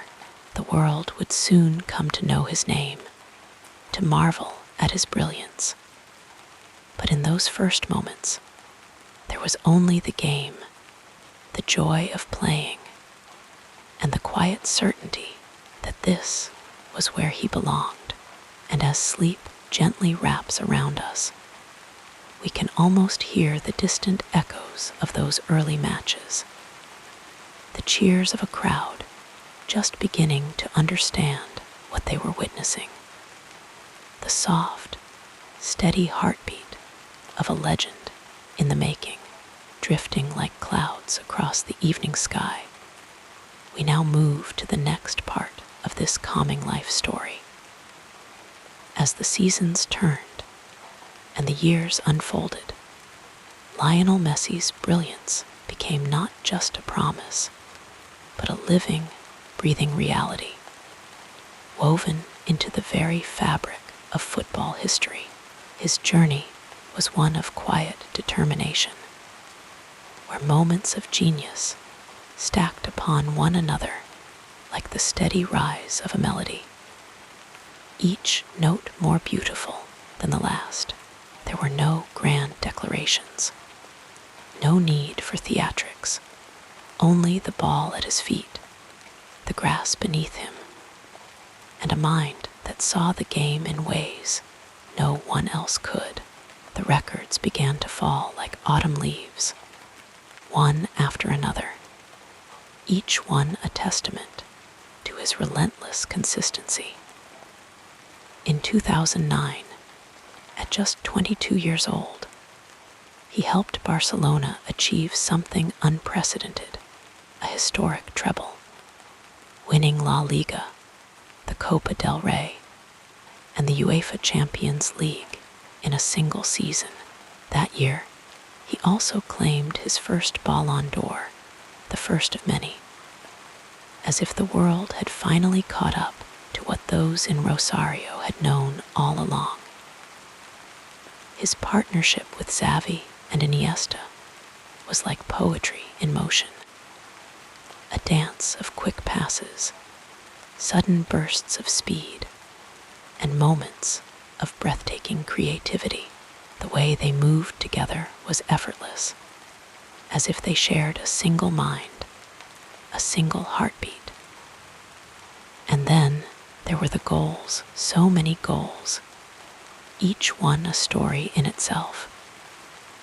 The 4-goal masterpiece against Arsenal in 2010, where he dissected the defense with the precision of a surgeon. the solo run against Getafe in 2007, a goal that echoed Maradona's legendary strike, as if history itself had whispered in his ear. The way he could slow time just before striking, letting the keeper commit first, then tucking the ball into the net with a calm, unhurried grace. Even defenders who knew what was coming could do nothing to stop it. Caught in the spell of his movement, his balance, his impossible control. By 2012, the numbers became almost mythical. 91 goals in a single year, a record that seemed untouchable, as if the very laws of football had bent to his will. Yet, for all the statistics, the trophies, the accolades, Messi never seemed to play for them. He played for the joy of it, for the thrill of a perfectly weighted pass, for the gasp of the crowd when he did something no one else could. His inspiration was simple, the love of the game. The same love that had carried him through the streets of Rosario as a boy, kicking a ball against the walls of his home, dreaming of something greater. Off the pitch, he remained as unassuming as ever, a quiet presence in a world that often demanded noise. He never sought the spotlight, never craved the drama that so often surrounded the game. His focus was always on the next match, the next challenge, the next chance to prove himself. And yet, his impact stretched far beyond the field. In Argentina, he became a symbol of hope, a reminder that greatness could come from the most humble beginnings. For children in Rosario and beyond, he was proof that dreams were worth chasing, no matter how impossible they seemed.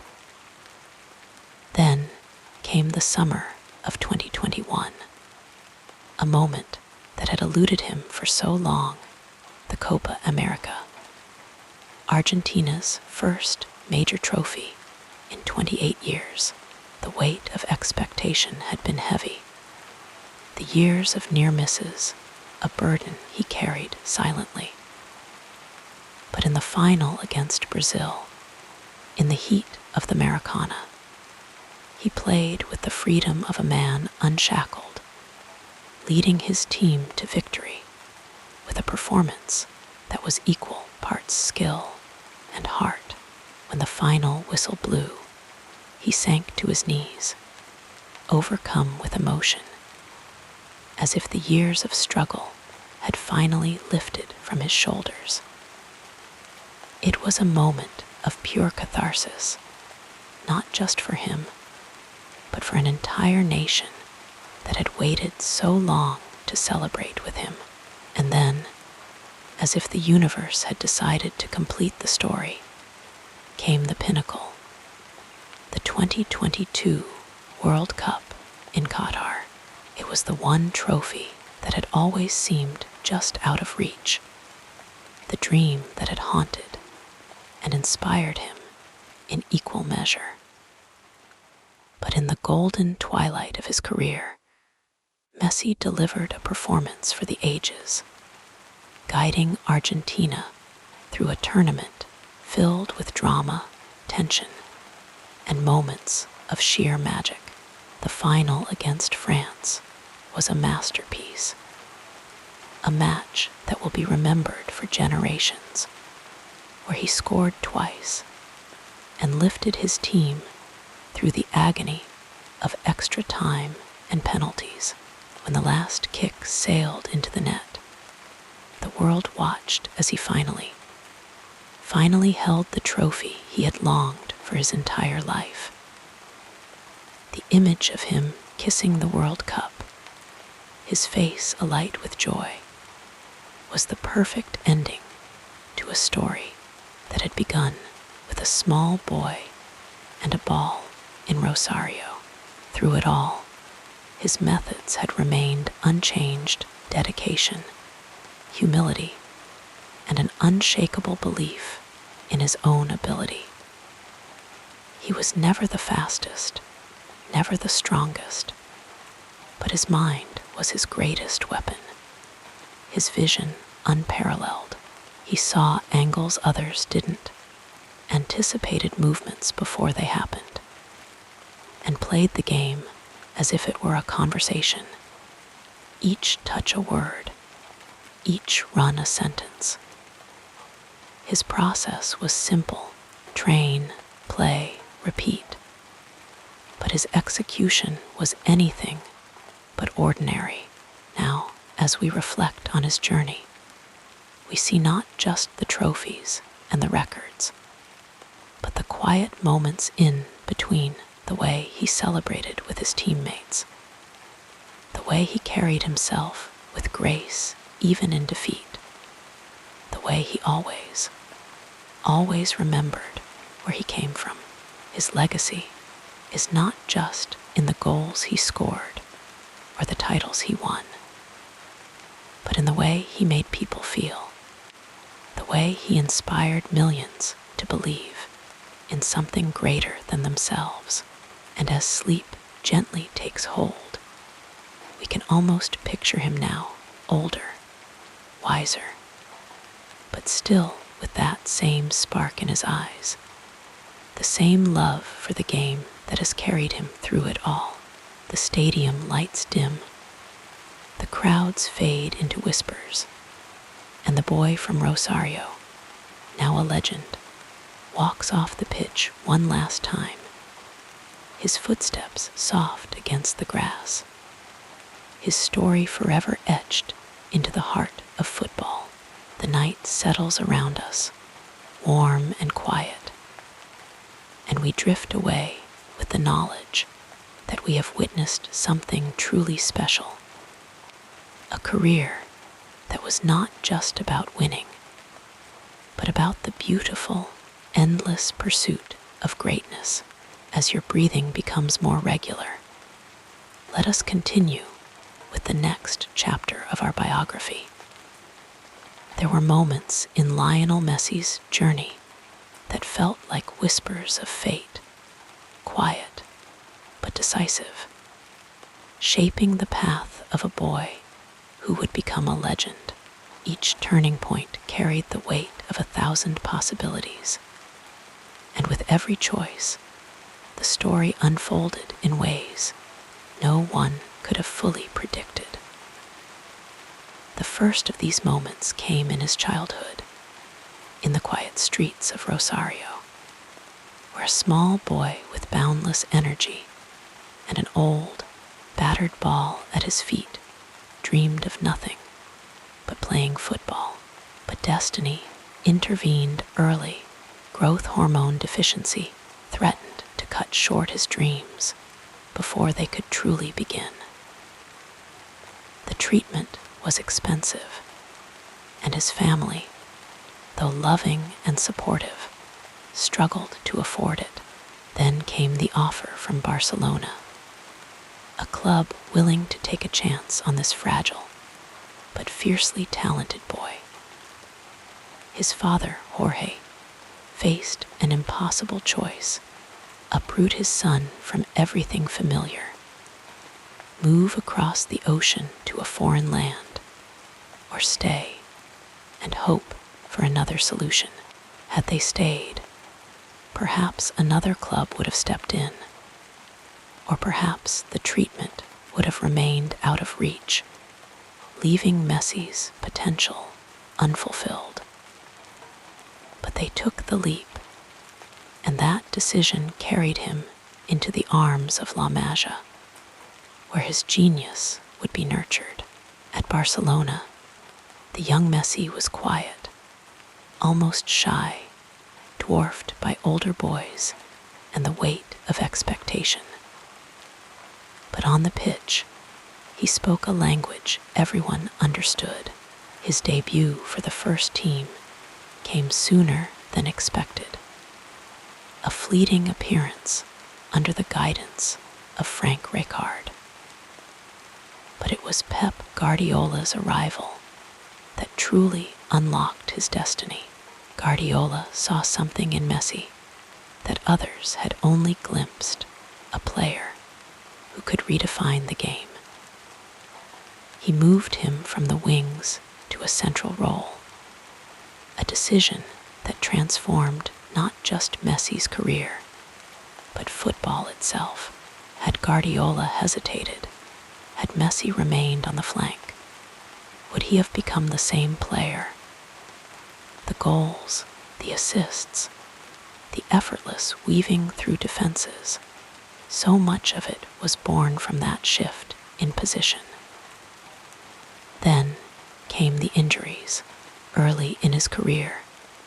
Messi's slight frame made him vulnerable, and setbacks could have derailed everything.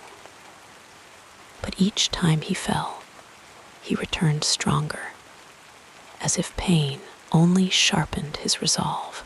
The muscle tears, the long nights of rehabilitation, they could have broken a lesser spirit. Instead, they became part of his story, proof that even the greatest must endure hardship. Had he let those injuries define him? Had he allowed doubt to creep in? The world might never have seen the Messi who danced past defenders as if they were standing still. Perhaps the most defining crossroads came off the pitch, in the quiet moments of reflection. In 2016, after years of heartbreak, with Argentina lost finals, missed penalties, the crushing weight of a nation's expectations, Messi announced his retirement from international football. The pain was too much. The world held its breath. What if he had walked away for good? The thought was almost unbearable, a career unfinished, a story incomplete. But the love for his country, the unshakable pull of the blue and white shirt, called him back. His return was a gift, and though the road remained difficult, it led him to the Copa America triumph in 2021, a moment of catharsis that finally silenced the doubters. Had he stayed retired, his legacy would still have been immense. But that victory, that final piece of the puzzle, would have been missing. Then there was the unthinkable leaving Barcelona. For over 2 decades, Messi and Barca were inseparable, two halves of the same soul. But financial turmoil forced a painful separation, and in 2021, he found himself saying goodbye to the only club he had ever known. Paris Saint-Germain offered a new chapter, but the transition was not easy.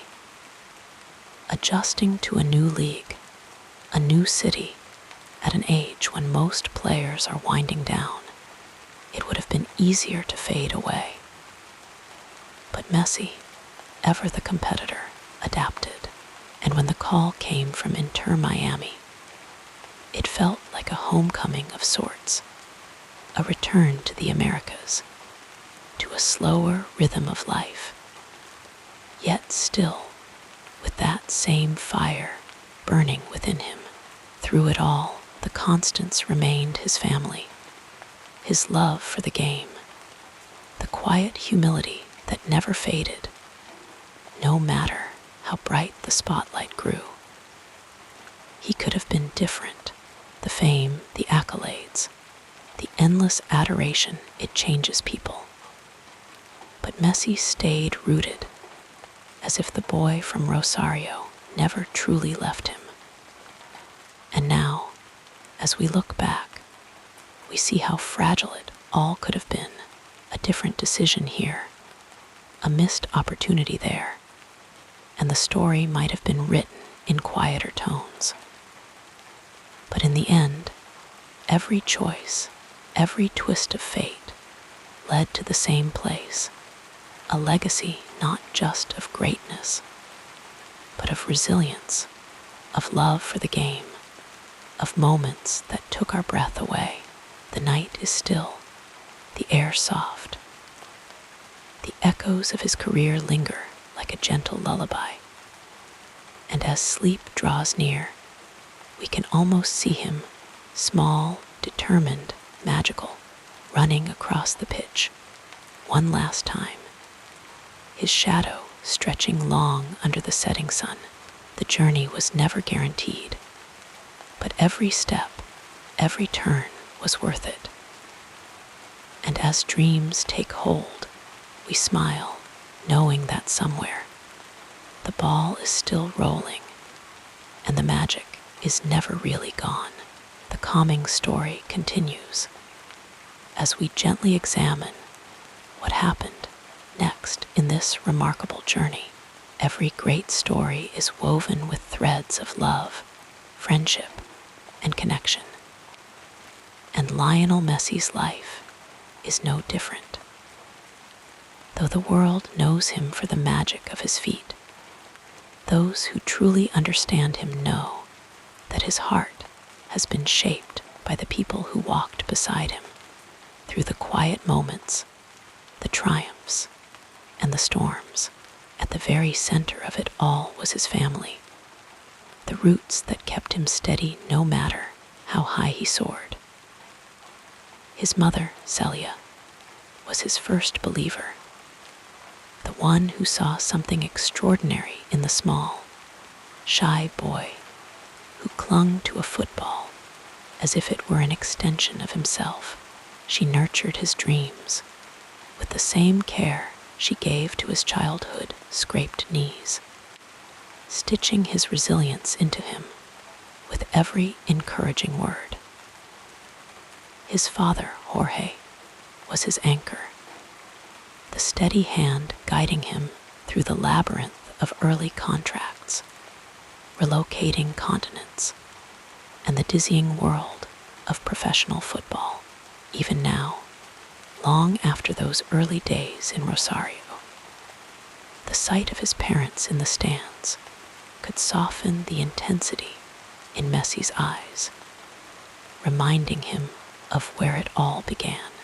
Then there was Antonla, the girl who had known him before the world did.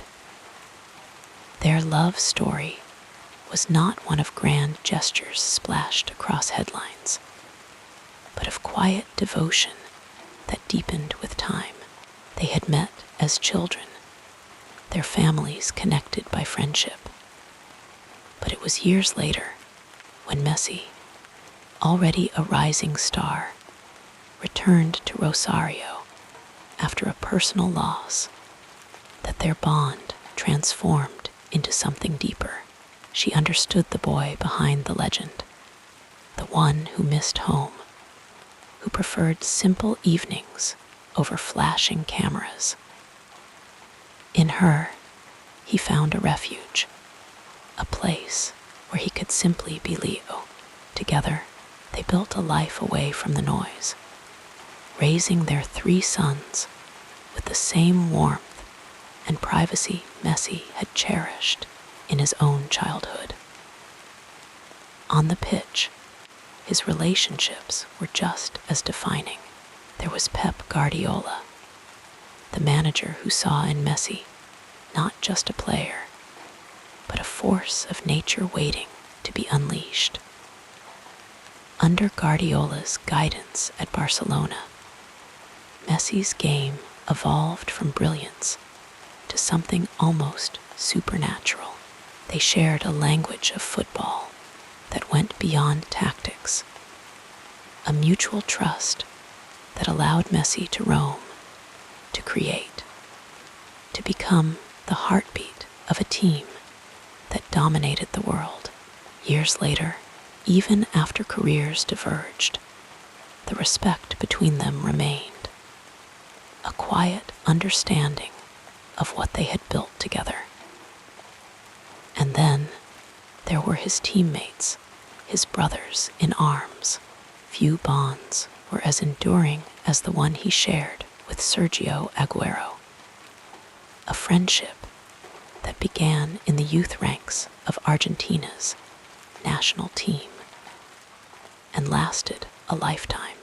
Their laughter in locker rooms, THEIR Chinese letter on the pitch, the way they could communicate with just a glance.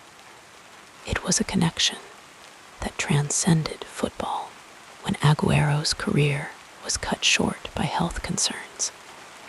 Messi was among the first to stand by him, a reminder that some friendships outlast even the game itself. With Luis Suarez and Neymar, Messi formed an attacking trio that felt less like a strategy and more like destiny. Off the field, they were inseparable, their families blending into one extended unit.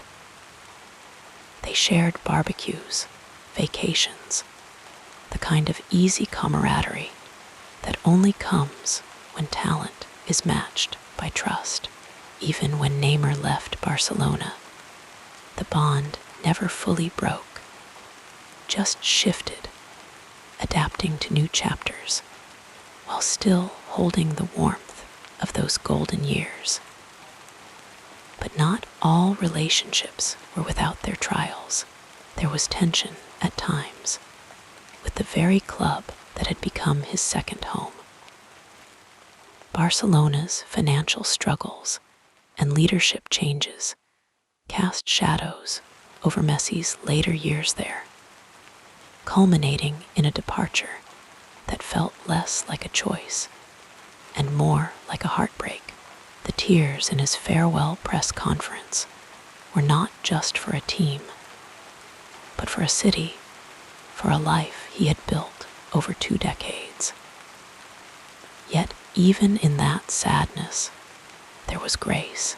He never let bitterness take root, speaking of Barcelona with the same reverence as ever, as one speaks of a first love. Through every high and low, one relationship remained unshaken, his connection with Argentina. For years, the weight of his nation's expectations had been both an honor and a burden. The near misses in finals, the criticism that followed, the feeling of carrying hopes heavier than any trophy, it could have broken a lesser spirit. But Messi's love for his country was deeper than results. And when, at last, he lifted the Copa America in 2021, then the World Cup in 2022, it was as if an entire nation exhaled with him, the images of him wrapped in the flag, his teammates lifting him onto their shoulders, were not just celebrations of victory, but of perseverance, of a bond that had endured every storm. In quieter moments, away from the stadiums and the spotlight, Messi's relationships were marked by small, tender details. The way he still called his childhood friends by their nicknames, as if no time had passed, the pride in his voice when speaking of his sons, how they loved football, but were free to chase their own dreams. The quiet generosity, donations made without fanfare, visits to children's hospitals where he lingered long after the cameras left. These were the threads that wove the tapestry of his life, reminders that greatness is not just measured in goals, but in the hearts touched along the way. And so, as the night deepens and the world grows still, we can almost see them, the faces that shaped him, the hands that lifted him, the voices that whispered encouragement when the world's applause faded. They are as much a part of his story as the trophies, the records, the moments of magic. For in the end, a life is not just what we achieve, but who we love, and who loves us in return. And as sleep comes gently, we can rest knowing that the boy from Rosario never walked alone. Not then, not now, not ever. Allow yourself to sink deeper into comfort as we explore the next phase of this soothing biography. There is something quietly beautiful about the way Lionel Messi steps away from the noise of the world, retreating into the simple rhythms of his personal life. When the stadium lights dim and the chants of fans fade into memory, he becomes just Leo, husband, father, son, and friend. His days, though shaped by the demands of football, are filled with small, grounding moments that remind him of what truly matters. At home, mornings often begin softly, with the laughter of his children filling the air. Mateo, Thiago, and Ciro, each with their own budding personalities, bring a lightness to his world. He cherishes the way Mateo, ever the mischievous one, tries to imitate his dribbling in the living room, while Thiago, serious and thoughtful, asks questions about the game with wide-eyed curiosity. Little Ciro, the youngest, is still discovering the world, his tiny hands clutching a miniature football as he toddles after his brothers. Antonla, his childhood sweetheart, and now the steady presence by his side, moves through their home with quiet grace, balancing the chaos of parenthood with effortless warmth. Their love story, beginning in their hometown of Rosario, has been a constant, a quiet anchor in a life so often lived in the spotlight. Breakfast is a slow affair, a rare moment of stillness before the day unfolds. Messi prefers the familiar comforts of Argentine traditions. Mate tea, its bitter warmth a taste of home.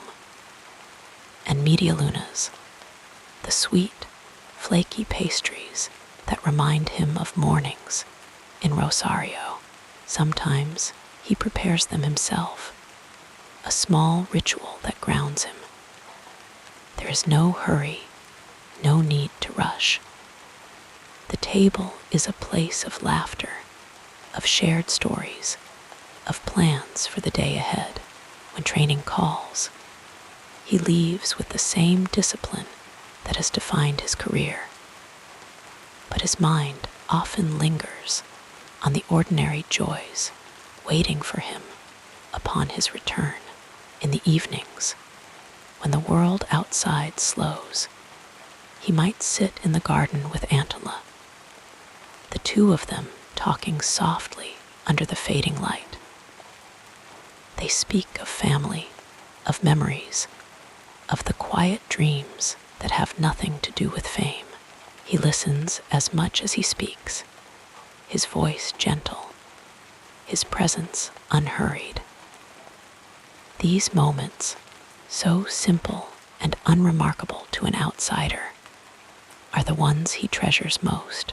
Beyond the walls of his home, Messi's friendships are built on a foundation of loyalty. The same boys he played with in the streets of Rosario, Pablo, Tomás, Coco, are still his closest confidants. Time and distance have done nothing to weaken those bonds. When they reunite, it is as if no years have passed. The nicknames from childhood return, the jokes flow easily, and for a little while, he is just Leo again, the boy who loved football more than anything. These friendships remind him of where he came from, of the unshakable truth that no amount of success could ever change the core of who he is. His hobbies, too, reflect a man who finds joy in simplicity. He loves to fish, a pastime that requires patience and stillness, qualities that mirror his approach to life. There is something meditative about standing by the water, the world reduced to the gentle lap of waves and the occasional tug on the line. He doesn't fish for trophies or recognition. He does it because it brings him peace. On other days, he might lose himself in music, the rhythms of Argentine folk songs, or the soft strum of a guitar filling the room. Music, like football, is a language that needs no translation, a way to connect with something deeper than words. Generosity is woven into the fabric of his life, though he never seeks credit for it. His donations to hospitals, to children's charities, to communities in need are done quietly, without spectacle. He visits sick children not as a global icon, but as a man who understands what it means to face struggles early in life. These acts are not obligations. They are extensions of his heart. In the rare moments when he allows himself to reflect on his journey, Messi's philosophy is surprisingly humble. He believes in hard work, yes, but also in gratitude for the people who stood by him, for the chances he was given, for the love that has always surrounded him. He does not see himself as larger than life, only as a man who was given a gift and did his best to honor it. Even now, with every accolade achieved, he remains most proud of the relationships that have shaped him. His family, his friends, his teammates who became brothers. As night settles in and the world grows quiet, it is easy to imagine him in his favorite chair, a cup of mate in hand, the sounds of his children sleeping nearby. The trophies gleam in their cases. The records stand unchallenged. But none of it compares to the warmth of this moment. Here, in the stillness, he is exactly where he is meant to be, not a legend, not an idol, but a man who has loved deeply and been loved in return. And so, as sleep begins to claim you, let the image linger. A boy from Rosario, now a father, a husband, a friend, still finding joy in the simplest of things. His story is not just one of triumph on the field, but of tenderness off it, of early mornings and quiet evenings, of laughter shared over breakfast, of hands held in silence. These are the moments that make a life. These are the moments that matter. Rest now, knowing that even the greatest among us find their peace in the ordinary. That love, in the end, is the truest victory of all. Like a gentle river flowing toward the sea, our story continues with the next meaningful chapter. The story of Lionel Messi's days unfolds like a quiet melody, each note familiar, each moment carrying its own gentle rhythm.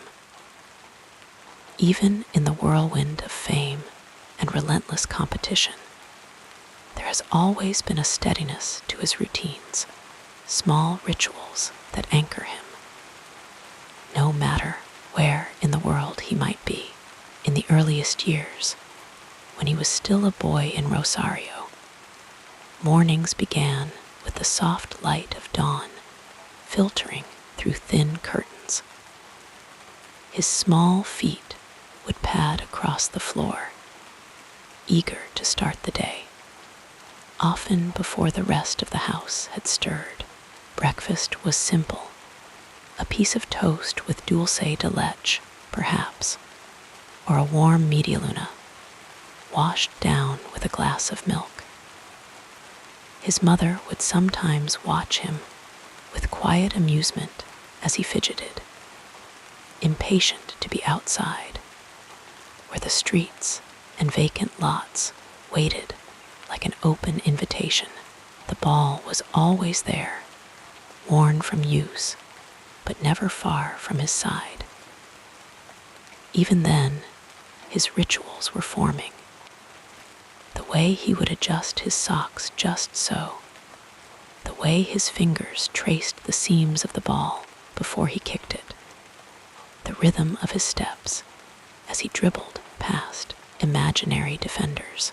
As he grew older and his world expanded, moving to Barcelona as a teenager, the structure of his days became more defined. Mornings began earlier, with the quiet hum of the city outside his window. He would rise, dress in the muted colors of training gear, and eat a carefully planned breakfast: fruit, yogurt, maybe some whole grain toast, fuel for the hours of practice ahead. The drive to La Masia was a quiet one, the streets still sleepy at that hour. The training ground, with its perfectly trimmed grass, was his sanctuary. The smell of damp earth, the sound of cleats against the turf, the distant shouts of teammates, these were the textures of his mornings. He would warm up slowly, meticulously, rolling the ball underfoot, feeling its weight, its response to his touch. Training sessions were long, but he never rushed. Every drill, every pass, every shot was deliberate, as if he were listening to some silent rhythm only he could hear. Lunch was often taken at the training facility, surrounded by teammates, the air thick with laughter and easy conversation. He was never one for grand speeches or loud displays, preferring instead to listen, to absorb. The food was simple: grilled chicken, rice, vegetables, nothing too heavy, nothing that would weigh him down for the afternoon session. After eating, there was always a short rest, sometimes just sitting quietly in the shade, other times closing his eyes for a few precious minutes of stillness. Evenings in those early years were for homework, for phone calls back home to his family in Argentina, for the small, ordinary things that kept him grounded. His room was modest: a few posters on the wall, a stack of DVDs, the ever-present ball resting in the corner. He would stretch before bed, easing out the knots of the day, then lie in the dark, listening to the distant sounds of the city winding down. Sleep came easily then, his body exhausted from the day's work, his mind at peace as fame found him and the demands on his time grew. His routines adapted, but never disappeared. In his prime at Barcelona, mornings still began early, though now in a home of his own, with the soft murmur of family life around him. Breakfasts were shared with Antonla, their conversation light, unhurried. Training sessions were just as meticulous, just as focused, but now there were cameras, interviews, obligations. Yet between it all, He carved out pockets of quiet, the drive to the stadium, the walk from the locker room to the pitch, the few seconds before a match when he stood still, taking in the roar of the crowd without letting it overwhelm him. Match days had their own rhythm. A light breakfast, a short walk outside to feel the air, the familiar weight of his boots as he laced them up. The locker room was a place of rituals, touching the same spot on the wall before leaving, adjusting his captain's armband just so. On the field, everything else faded. There was only the ball, the movement, the pulse of the game, and when the final whistle blew, win or lose, there was always the same routine. A slow walk off the pitch, a glance toward the stands where his family waited, the quiet ride home. Evenings after matches were often spent in the comfort of home, surrounded by the people he loved. Dinner was simple Argentine asado when he craved a taste of home, or something lighter if the season demanded it. The television might be on, a game playing softly in the background, but his attention was often on his children, their laughter filling the room. Bedtime for them was a ritual in itself. Stories, whispered goodnights, the quiet click of the door as he stepped out into the hallway, and then, at last, the day would wind down to stillness. A cup of mate in hand, the night air cool against his skin, he would sit in his favorite chair, letting the hours settle around him, the trophies, the records, the noise of the world. None of it mattered in these quiet moments. There was only the soft hum of the house, the knowledge that his family slept peacefully nearby, the gentle rhythm of his own breath. Now, in the later years of his career, his routines have softened, slowed. Mornings are still early, but there is more time for long breakfasts, for walks along the beach, for watching the sunrise with no need to rush. Training is still a part of his life, but the sessions are shorter, the recovery longer. He moves through his days with the ease of a man who has learned the value of stillness, of savoring the ordinary. And when night falls, as it does now, the world outside grows quiet, and the weight of the day lifts from his shoulders. The chair is still there, the mate still warm in his hands. The house breathes around him, a living thing, full of love and memory. He closes his eyes just for a moment and lets the silence wrap around him like a blanket. This is the rhythm of his life, not the roar of the crowd, but the whisper of the wind through the trees, not the flash of cameras, but the glow of the moon through the window, not the trophies, but the touch of a loved one's hand. And so, as sleep begins to claim you too, let his story linger in the quiet corners of your mind. A boy who became a legend, but who never lost his love for the simple things. A man who found his greatest joy not in the spotlight, but in the stillness between the stars. Rest now, knowing that even the brightest flames burn softest in the dark. That the truest victories are the ones we measure in moments, not medals. That a life well lived is built not on grandeur, but on grace. Sleep well and dream of quiet mornings, of slow sunsets, of a man who found his peace in the rhythm of an ordinary day. As your thoughts grow quieter, we'll continue our peaceful exploration of this fascinating life.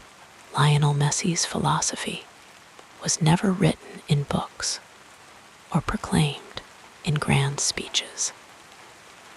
It was whispered in the way he moved, in the quiet moments after the roar of the crowd had faded, in the simplicity with which he carried himself despite the weight of his genius. His worldview was shaped by the streets of Rosario, where a small boy with big dreams learned that the ball at his feet could be both a refuge and a language. He never needed many words to express himself. The pitch was his voice, and every touch, every pass, every goal was a sentence in the story of his life. From the beginning, Messi understood that greatness was not something to be seized, but something to be nurtured. His growth hormone deficiency as a child could have been a barrier, but he saw it only as a challenge to overcome, never as a reason to stop. His family's sacrifices, his father working extra shifts, his mother stitching his dreams into the fabric of their daily struggles, taught him that love was the foundation of everything.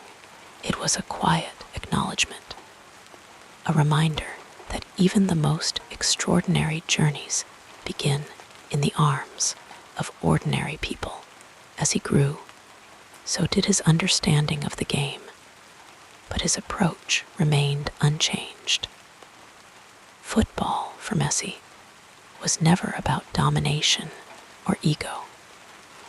It was about harmony, the way the ball moved with him as if it were an extension of his body, the way he could slow time in the middle of chaos, the way he made the impossible look effortless.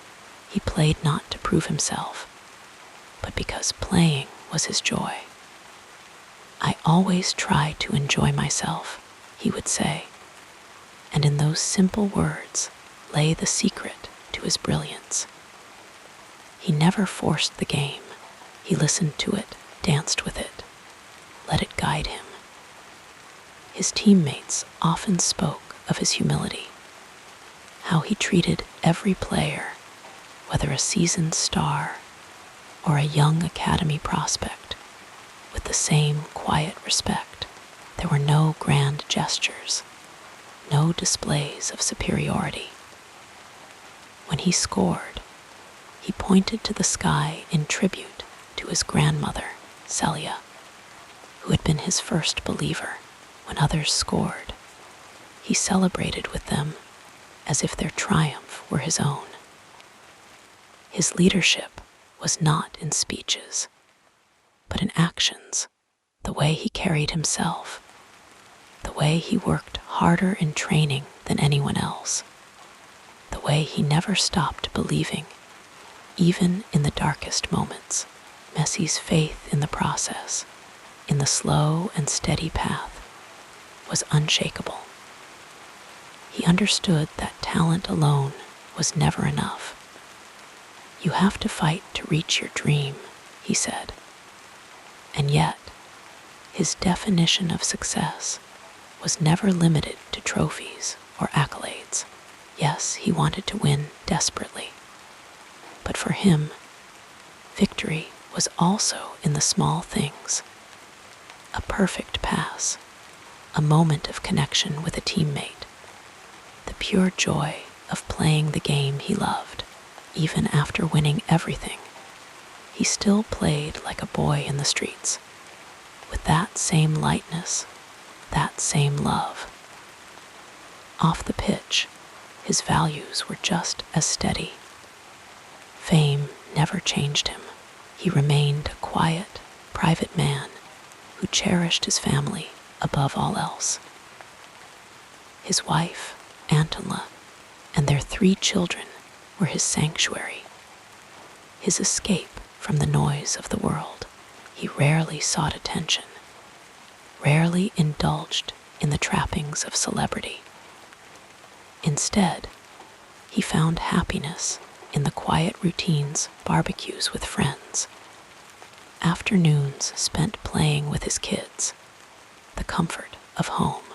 "I am the same person I always was," he insisted, and those who knew him best could confirm it was true. His generosity, too, was never for show. Through his foundation, he built hospitals, funded education, and quietly helped countless children without fanfare. He understood that his gift was not just for scoring goals, but for making lives better. "It's important to give back," he said simply, as if it were the most natural thing in the world. And for him, it was. As the years passed, his philosophy deepened. The young boy who once played for the sheer joy of it became a man who carried the hopes of nations. First Barcelona, then Argentina. The pressure could have hardened him, but instead, it softened him further.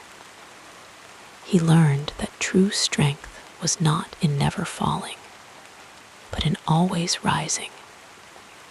His failures, the lost finals, the painful exits, only made his eventual triumphs sweeter. When Argentina finally won the World Cup in 2022, the image of him kneeling in relief, in gratitude, said more than any victory speech ever could. It was the culmination of a lifetime of patience, of quiet perseverance, of love for the game and the people who believed in him. In the end, Messi's greatest legacy may not be the records he broke, but the way he made people feel.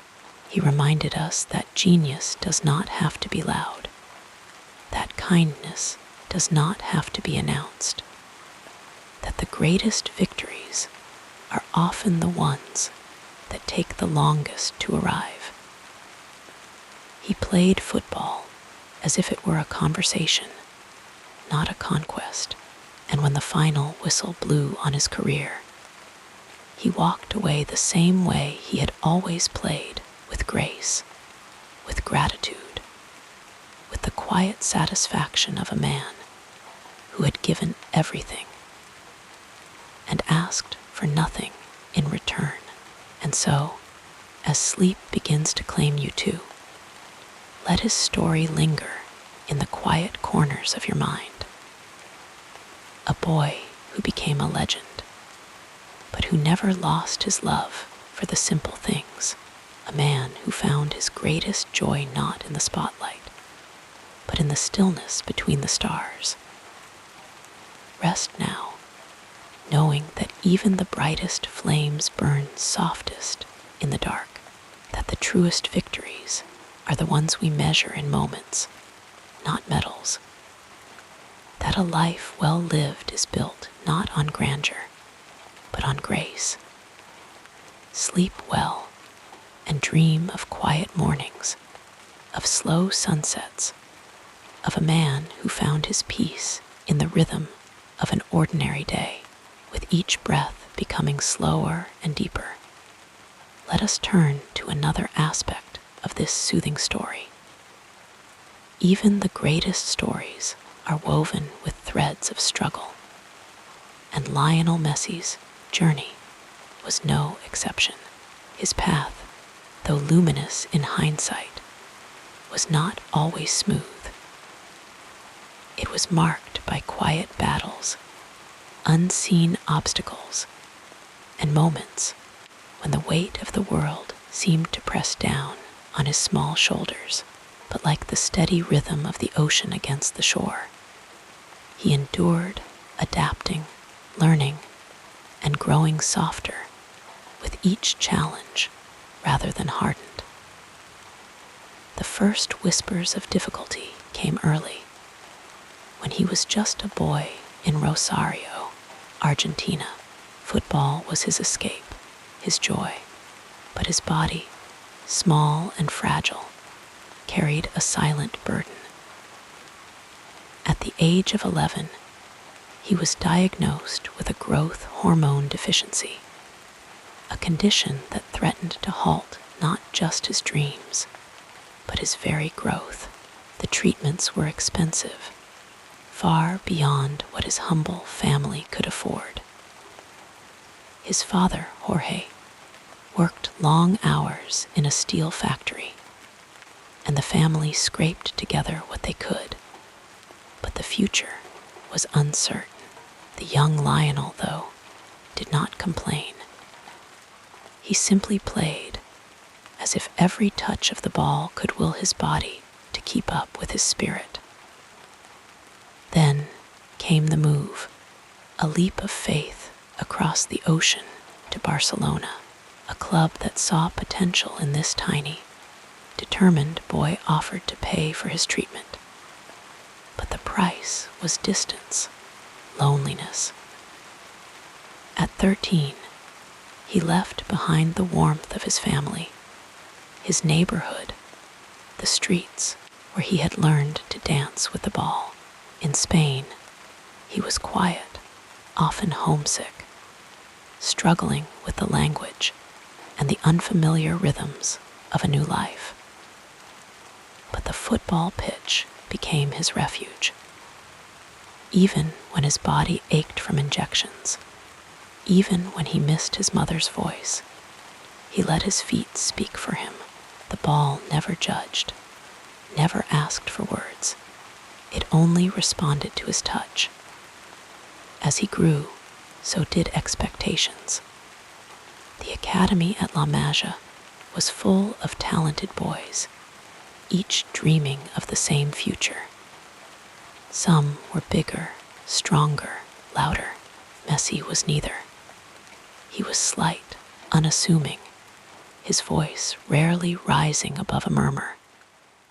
But when he played, something extraordinary happened.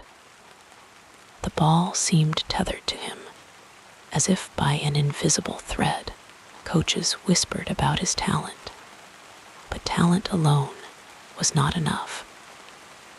The real test was endurance. Could this quiet boy withstand the pressure, the physical demands, the scrutiny? The answer came in the way he carried himself. He did not shout his frustrations or demand attention. Instead, he worked tirelessly in the shadows.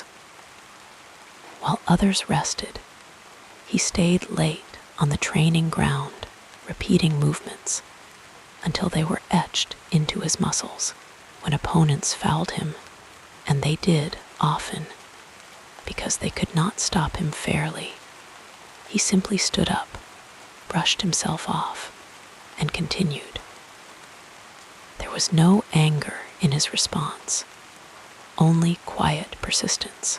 Even after breaking into Barcelona's first team, the challenges did not cease. Injuries came like unwelcome guests, stealing time from his young career.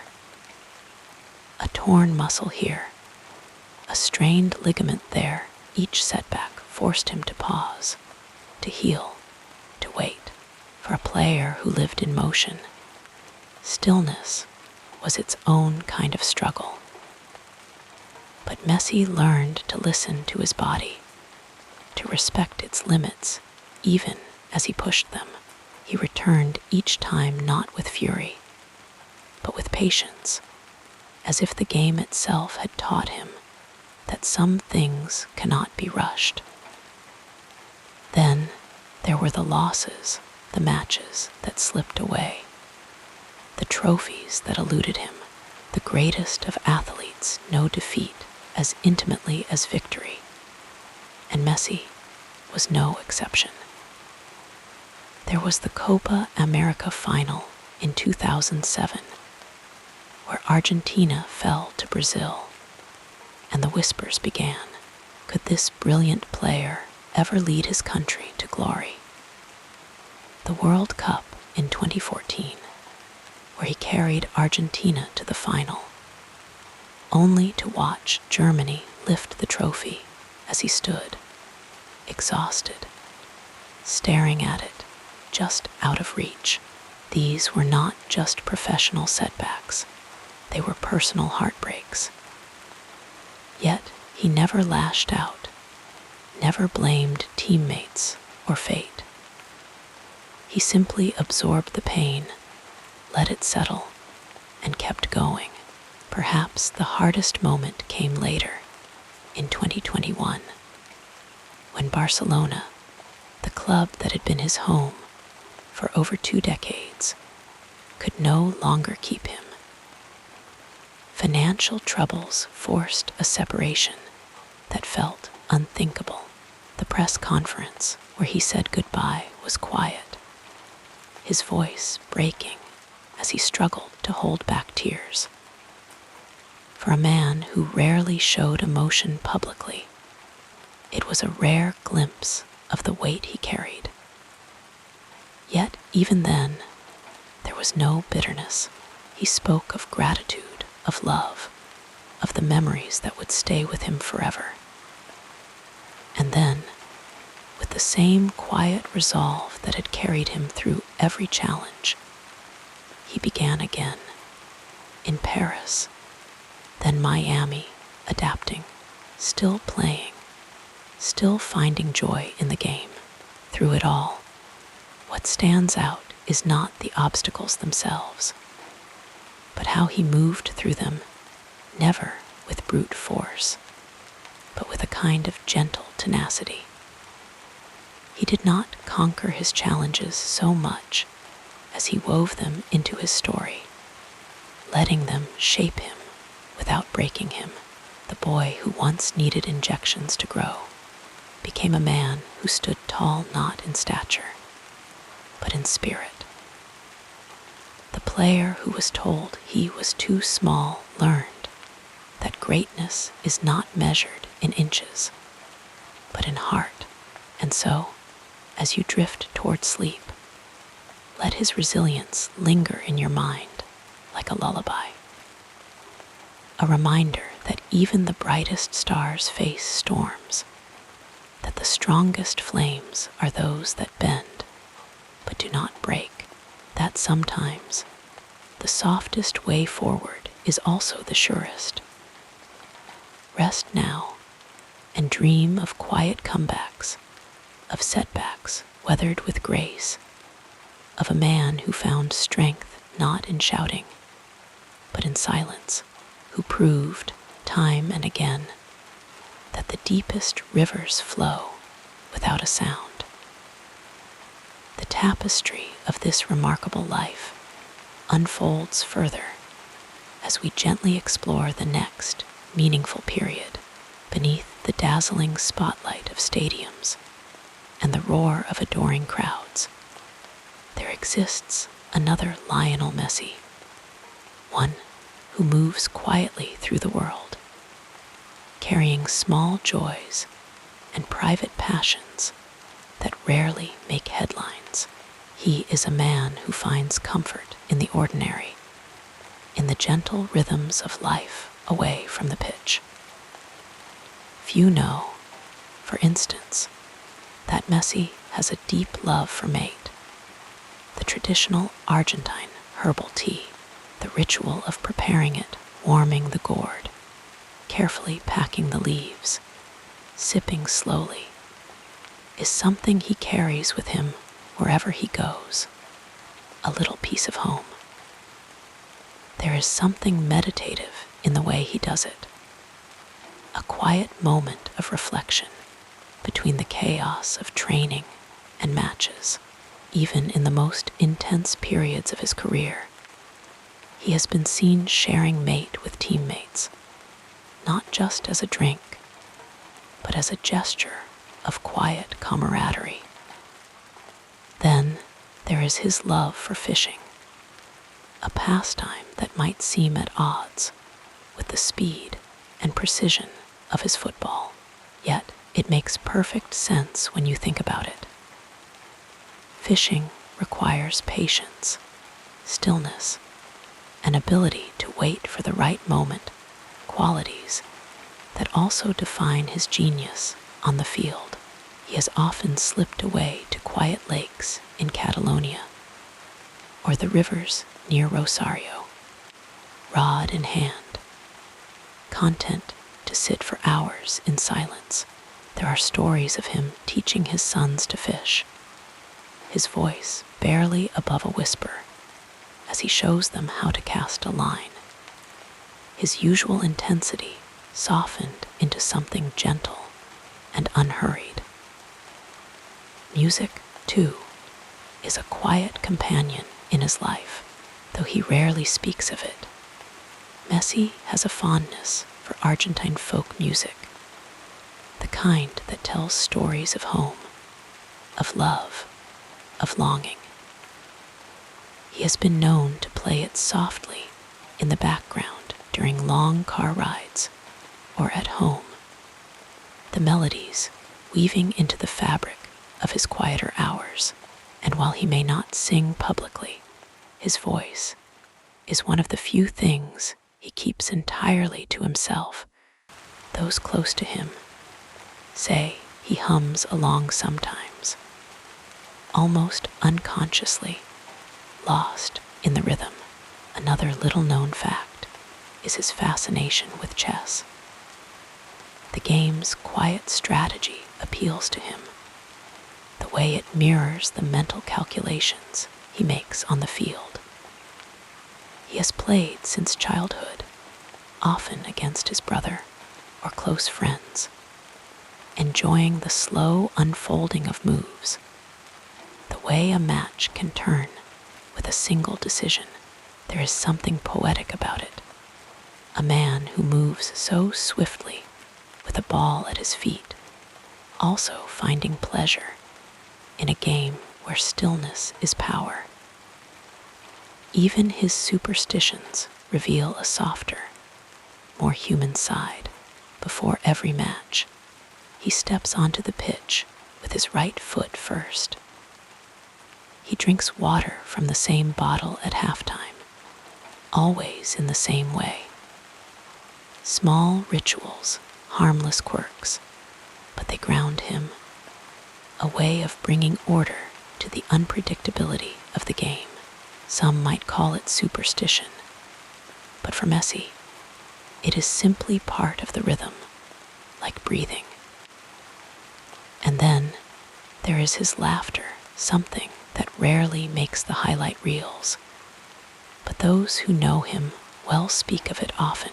Messi laughs softly, with his whole body, his shoulders shaking, his eyes crinkling at the corners. It is a sound that surprises people, because it is so at odds with the quiet intensity he shows on the field. There are stories of him dissolving into giggles during training, especially around his closest friends. The kind of laughter that is contagious, that makes the whole team pause and smile. Perhaps the most surprising thing about him is his love for silence. In a world that demands noise, celebrations, interviews, constant attention, Messi often retreats into quiet. He is not one for grand speeches or loud declarations. Even in victory, his celebrations are restrained. A quiet smile, a glance upward as if thanking something unseen. He has always been this way, even as a boy.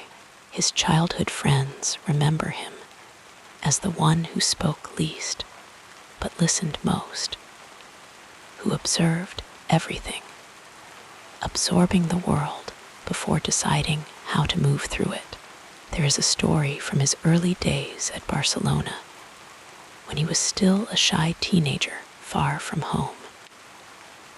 After training, while others went out, he would often stay behind, kicking a ball softly against a wall, over and over, the sound rhythmic, almost soothing. One of the coaches once asked him why he did it, and Messi simply shrugged. "It helps me think," he said. And that was it. No grand explanation, just a boy finding comfort in repetition, in the simple act of touching the ball again and again, as if it were a kind of meditation. Even now, with fame and fortune beyond measure, he remains a man of simple pleasures. He loves barbecues with family, the smell of meat sizzling over fire, the way his children run around the garden while the adults talk. He enjoys playing video games, not the flashy, high-energy ones, but the ones that require patience and strategy. And when he travels, he often brings his own pillow, a small, almost childlike habit, a tiny piece of home carried with him wherever he goes. These are the quiet corners of his life, the moments that exist outside the roar of the crowd. They remind us that even the greatest among us are still human, still shaped by small joys and private rituals. Messi's genius on the field is undeniable, but it is in these quieter moments that we see the man behind the myth, a man who finds strength not in noise, but in silence, not in grand gestures, but in the gentle, steady rhythm of ordinary life. So as you drift toward sleep, think of these small things: the way he sips his mate, the patient wait of a fishing line, the quiet laughter shared with friends. Think of the boy who kicked a ball against a wall, just to hear the sound, and the man who still finds comfort in repetition, in the familiar, and perhaps in these quiet thoughts, you will find your own rest, your own rhythm, your own gentle way forward. As you settle more comfortably, our narrative flows onward like soft moonlight across still waters to understand the world into which Lionel Messi was born. We must first drift back to the late 20th century, a time of transition, of old certainties fading and new possibilities emerging. The year was 1987, and the world was still caught between the tensions of the Cold War and the first stirrings of the digital age. The Berlin Wall stood firm, though its foundations were already weakening. The internet existed only in the laboratories of scientists and the imaginations of futurists. Music was on the cusp of change. Michael Jackson's Bad album dominated the charts, while hip-hop was slowly spreading from the streets of New York to the rest of the world. In Argentina, Messi's homeland, the echoes of military dictatorship had only recently faded, and democracy was still finding its feet. The economy was fragile, inflation a constant worry, and yet, in the working-class neighborhoods of Rosario, life carried on with its own rhythms. Children played in the streets, their laughter mingling with the distant hum of radio broadcasts announcing the latest football scores. Football was more than a game in Argentina.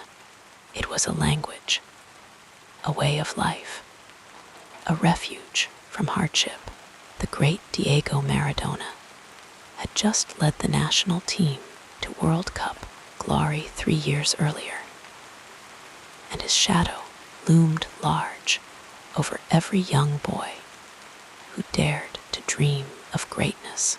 Messi's childhood unfolded in this world, one where the simplicity of a ball at his feet was enough to drown out the noise of an uncertain future.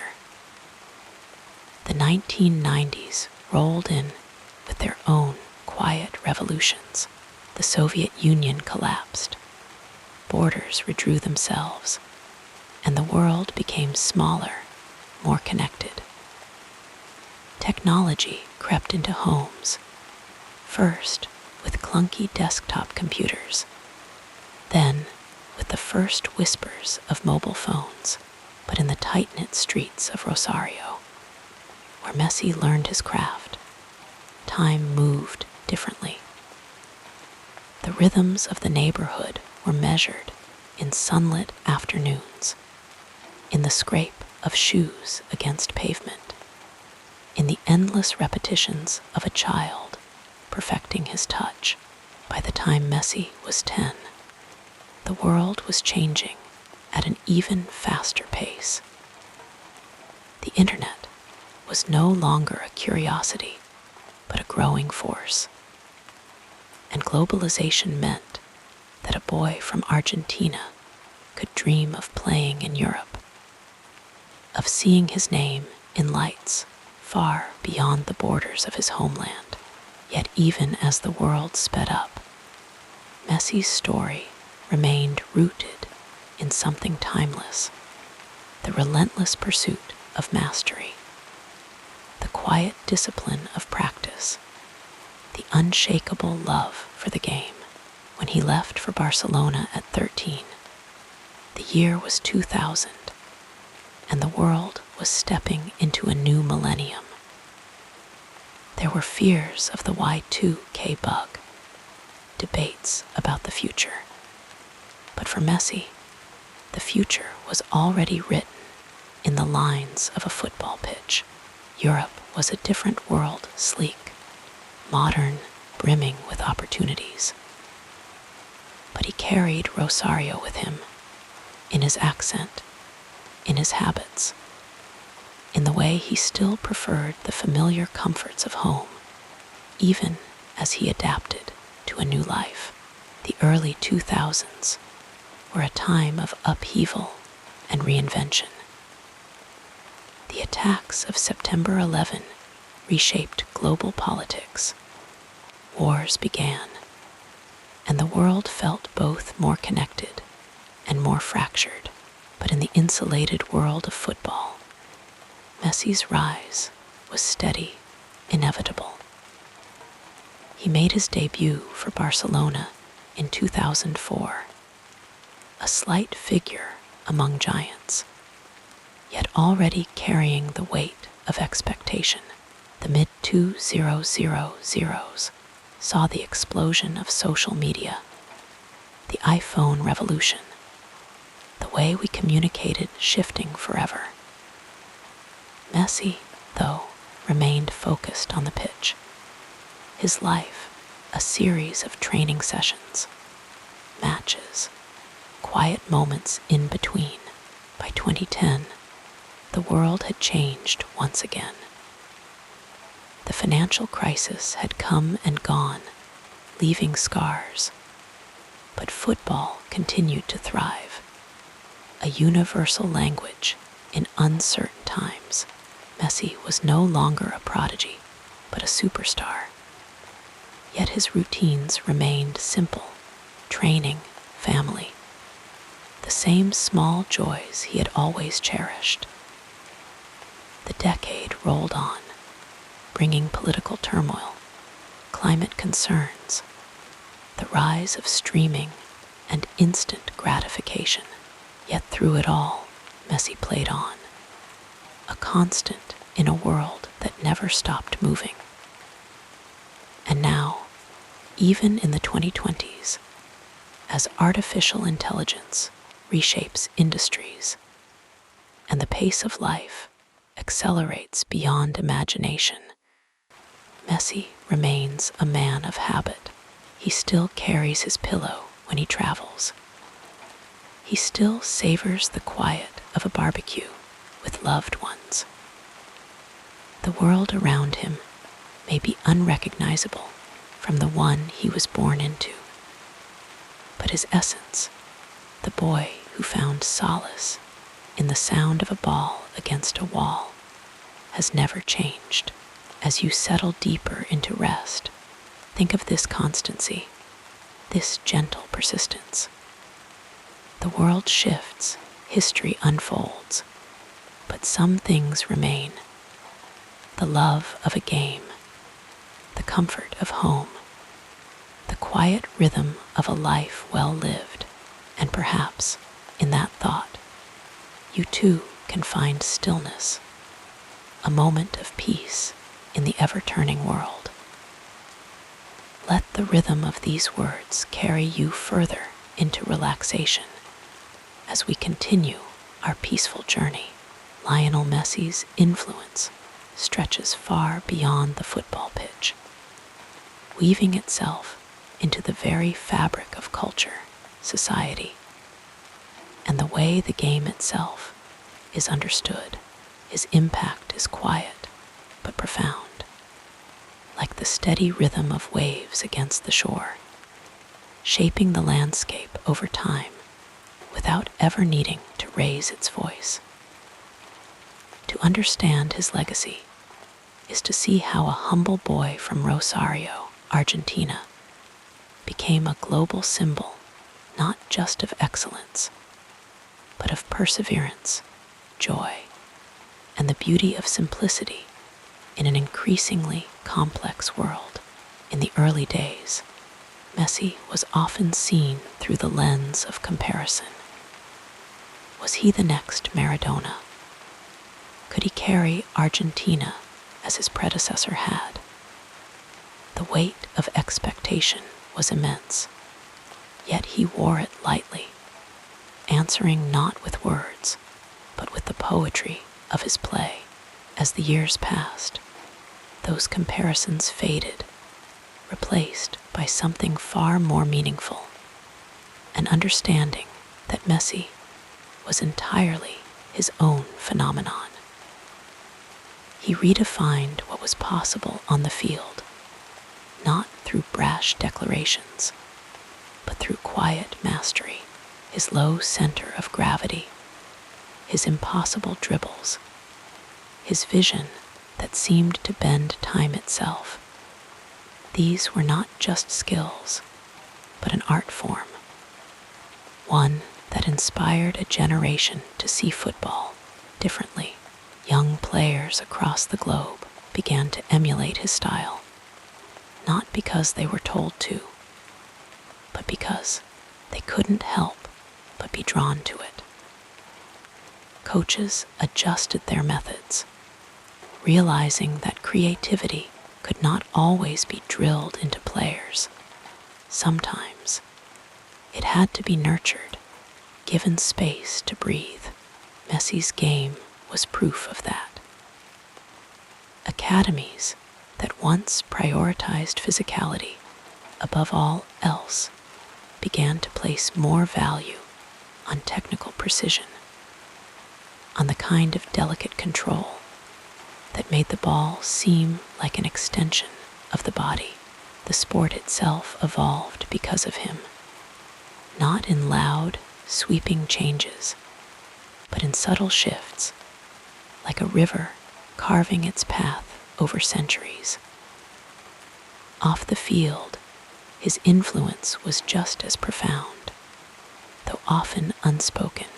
In Argentina, a country that had endured economic hardships and political instability, Messi became a source of pride, a reminder that greatness could emerge from even the most modest beginnings. His loyalty to his national team, despite early criticisms and heartbreaks, mirrored the resilience of the people who cheered for him. When he finally lifted the World Cup in 2022, it was more than a trophy. It was a shared exhale, a moment of collective catharsis for a nation that had waited so long. The streets of Buenos Aires filled not just with celebration, but with something deeper, a sense of belonging, of hope reaffirmed. Beyond Argentina, Messi's presence transcended borders and languages. In an era of increasing division, he was a rare, unifying figure, admired even by rivals. Barcelona fans adored him, Paris celebrated him, and Miami embraced him, each city seeing not just a footballer, but a quiet force of nature. His move to enter Miami in 2023 was more than a career transition. It was a cultural moment, proof that football's reach extended far beyond its traditional power centers. Suddenly, the sport in the United States had a new heartbeat, one that drew crowds not just to stadiums, but to parks, to screens in cafes, to living rooms where children kicked balls against walls, dreaming of their own magic. The way the world saw Messi changed, too. Once, he was the shy teenager who let his feet do the talking. Then, the unstoppable scorer, the record breaker. Later, the leader, the playmaker who could dictate an entire match with a single pass. And finally, the elder statesman, the one who played not for accolades, but for the sheer love of the game. Public perception softened, deepened, matured alongside him. The debates about whether he was the greatest of all time became less important than the simple acknowledgement that he had given football something irreplaceable, a sense of wonder, a reminder that even in a world of analytics and algorithms, there was still room for artistry. His cultural footprint is visible in the way football is consumed, too. The rise of social media and streaming coincided perfectly with his prime, turning his highlights into global events, his goals into shared experiences. A single clip of him weaving through defenders could stop a scrolling thumb, could make a stranger in a cafe lean closer to their phone. The sport became more accessible because of him, more intimate, as if he were inviting the world to see what he saw, the joy in a well-weighted pass, the beauty in a perfectly timed run. And then there are the quieter ripples, the ones that don't make headlines, but linger just as long. The children in Rosario who wear his old Newell's Old Boys jersey, imagining their own futures. The parents who name their sons Lionel, not just for the fame, but for the values he represents: hard work, humility, loyalty. The coaches who tell their players to watch him, not just to learn, but to remember why they fell in love with the game in the first place. Messi's legacy is not just in trophies or records, though he has more than anyone. It's in the way he made people feel. The way a stadium would hush just before he received the ball, as if the world itself was holding its breath. The way a single dribble could make an entire crowd rise in unison, not in shock, but in recognition. Yes, this is what beauty looks like. The way, even now, long after his peak, his presence on the field feels like a gift, a quiet reminder that some things are timeless. As you drift toward sleep, think of that constancy. The boy who kicked a ball against a wall is now a man who changed the world, not by shouting, but by playing, by showing up day after day, year after year, in a world that never stops changing. And perhaps in that thought there is comfort, that even as the years pass, even as the noise grows louder, there are still things that endure. The sound of a ball striking net, the joy of a game played well, the quiet, steady light of a legacy that will glow long after the final whistle. With the gentleness of falling snow, we transition now to another meaningful chapter in this life story. There is a story rarely told about Lionel Messi and a pair of borrowed shoes. Long before the bright lights of Camp Nou, before the golden trophies and the chants of his name echoing across stadiums, there was a small boy in Rosario who just wanted to play. The local club, Grandally, had a rule. No child could train without proper football boots. Messi's family, struggling to afford his growth hormone treatments, couldn't spare the money for new shoes, so his coach, Salvador Aparicio, did something simple yet profound. He borrowed a pair from another boy. They were too big, but Messi stuffed them with paper and played anyway. Even then, the ball seemed glued to his feet, as if it knew where it belonged. That borrowed pair of boots carried him through countless afternoons. Each touch of the ball, a quiet promise of what was to come. Years later, when he had become the star of Barcelona, Messi would still remember those early days with a soft fondness. He never lost the humility that defined him as a child. There's a moment, tucked away in the memories of those who knew him best, from his time in La Masia, Barcelona's famed youth academy. The other boys would go out to explore the city, to laugh and play beyond the training grounds.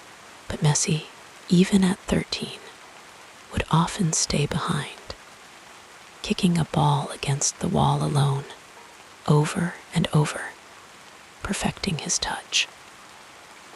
The coaches would watch from afar, whispering to each other about the quiet boy who seemed to have a private conversation with the ball. He wasn't just practicing, he was listening, as if the game itself was speaking to him. Then there was the time, early in his career, when he faced Real Madrid for the first time. The world expected nerves, hesitation. Instead, they witnessed something else entirely. In the 91st minute of a tense match, with the score level, Messi received the ball near the halfway line.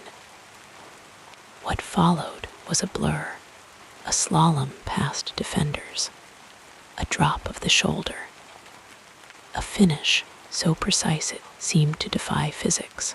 The Santiago Bernabeu, home of Barcelona's fiercest rivals, fell silent. Even the Madrid fans, for just a moment, understood they were witnessing something beyond rivalry, beyond sport. That goal, one of his first truly great ones, wasn't just a moment of brilliance. It was a quiet announcement. The boy from Rosario had arrived. But Messi's story isn't just about the grand stages. It's in the small, unscripted moments. Like the time he played a friendly match in his hometown, years after leaving for Spain. After the game, as the crowds dispersed, he noticed a young boy with a disability struggling to get close to him. Without hesitation, Messi walked over, knelt down to the boy's eye level, and handed him his jersey. No cameras, no fanfare, just a gesture of kindness. One he'd repeat countless times without ever seeking credit. Or the night in 2012, when he scored 5 goals in a single Champions League match. The world marveled at the feat, but what few noticed was what happened afterward. It was a reminder that even in his greatest moments, he never forgot the people who made his journey possible. There's another tale, softer still, about his love for his family on the day his first son, Thiago, was born. Messi played a match hours later. He scored twice, then celebrated by mimicking a baby's rocking motion. His fingers gently curled as if cradling an invisible child. That night, instead of going out with teammates, he drove straight to the hospital, still in his kit, just to hold his newborn son. Football was his life, but family was his heart. And then there are the moments only his closest friends and teammates recall, like the way, even at the height of his fame, he would still sit in the dressing room, tying and retying his laces until they felt just right.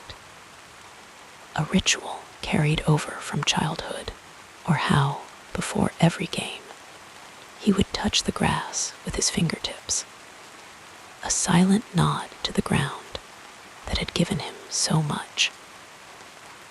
Perhaps the most revealing story of all comes from his former Barcelona teammate, Andrés Iniesta. He once spoke of a training session where the players were exhausted, the drills grueling. Most were counting the minutes until it ended. But Messi, even in practice, treated every pass like it mattered, every shot like it was his last. Iniesta asked him why. It was a fleeting comment, but it carried the weight of a lifetime. The understanding that greatness isn't just talent, but gratitude for every single moment on the pitch. As the years passed, the world watched him grow from a shy boy into a man who carried the hopes of nations. Yet through it all, he remained, at his core, unchanged, the same player who once stuffed newspaper into borrowed boots, would later break every record imaginable, yet still celebrate his goals by pointing to the sky, a tribute to his grandmother, Celia, who first took him to play as a child and told him he would be the best. And so, as you drift into sleep, think of these quiet stories, the borrowed shoes, the solitary hours against the wall, the unspoken kindnesses. They are the threads that weave the tapestry of his legacy, not just as a footballer, but as a person in a world that often measures greatness by noise and spectacle. Messi's story whispers something different, that the truest legends are those who remain steadfast, who play not for applause, but for love of the game. And in that thought, there is a gentle comfort, a reminder that some things, like the joy of a ball at one's feet, endure long after the lights dim and the crowds go home. As your eyelids grow heavier, we'll softly explore another dimension of this fascinating biography as the golden years of Lionel Messi's career unfolded. Time seemed to slow, as if the world wanted to savor every last moment of his magic. The boy who had once dazzled defenders with impossible dribbles in the streets of Rosario was now a man whose name had been etched into the history books. Yet, even as the years added weight to his steps, his love for the game remained untouched by age. There was something quietly poetic about his later seasons. In Paris, where he wore the colors of PSG, and later in Miami, where he embraced a new chapter with Inter Miami, he played with the same joy he had as a child. The stadiums still roared when he touched the ball, but now there was a softer reverence in the air, a collective understanding that they were witnessing something fleeting, something to be cherished. His final years were marked by moments of reflection, both for him and for those who had followed his journey. He no longer needed to prove anything. The trophies, the records, the endless accolades spoke for themselves. Instead, he played simply because he still could, because the feel of the grass beneath his feet and the weight of the ball at his toes had never lost their magic. Fans would watch him in those twilight matches, noticing how he moved a little slower, how he picked his moments more carefully. Yet still, with a single flick of his left foot, he could bend the game to his will. The 2022 World Cup in Qatar was the crowning jewel of his career, the moment when fate finally smiled upon him. After so many near misses, after years of carrying the hopes of Argentina only to fall just short, he lifted the trophy under a sky of fireworks, surrounded by teammates who adored him, the images of him draped in the flag, holding the golden trophy with childlike wonder, became timeless. In that moment, the world saw not just a footballer, but a man who had given everything to the game, and at last received its ultimate gift in return. After the World Cup, every match felt like a farewell. Even when he didn't say it, people knew. The way opponents hugged him a little tighter, the way referees allowed themselves small smiles when he executed one of his signature dribbles. These were the unspoken acknowledgments that they were in the presence of greatness, soon to become memory. When he finally announced his retirement, the words came softly, without fanfare. There were no grand speeches, no drawn-out ceremonies, just a quiet acknowledgement that the time had come. He had given the game his youth, his prime, and even the last drops of his enduring brilliance. Now, it was time to step away. In the years that followed, his legacy only grew. Young players who had grown up watching him now wore his number, mimicked his moves, spoke of him with the same reverence he had once reserved for his own idols. Statues were erected in his honor, streets renamed, documentaries made. But the truest testament to his impact was in the way the game itself had changed. Because of him, coaches now taught children to play with creativity, to dare the impossible, because Messi had shown that even the most audacious dreams could be made real. Off the pitch, his influence stretched far beyond football. The quiet boy who had once struggled to speak in interviews became a global ambassador for the sport, using his voice to support charitable causes, to inspire the next generation, to remind everyone that talent alone was never enough. It was the love for what you did that made the difference.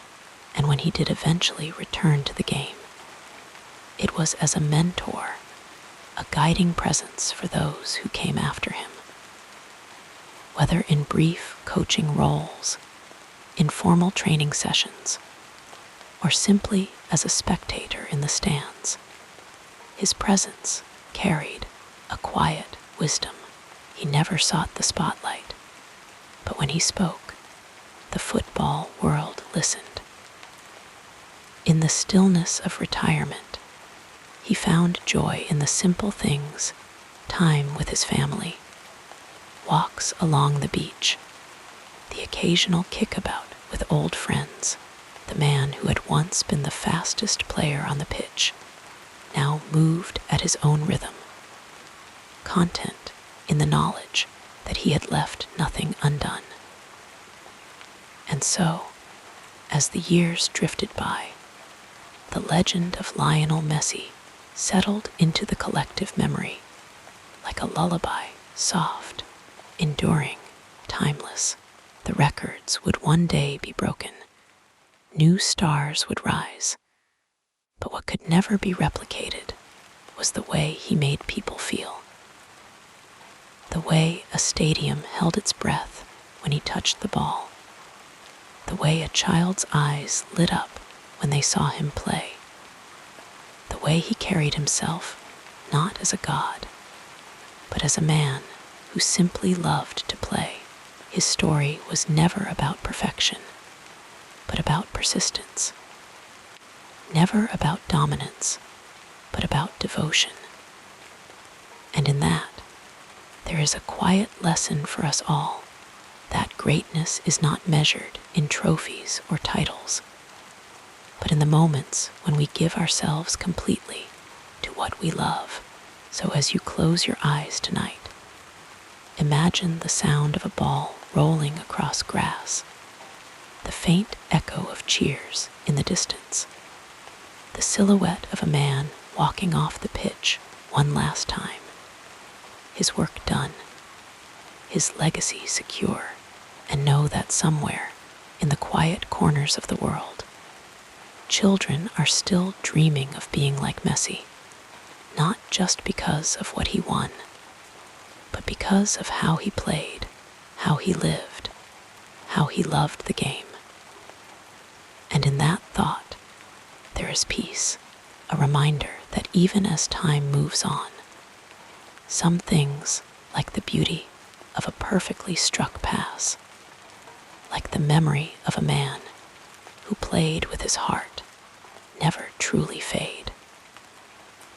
They simply become part of the story, whispered from one generation to the next, forever alive in the dreams of those who believe.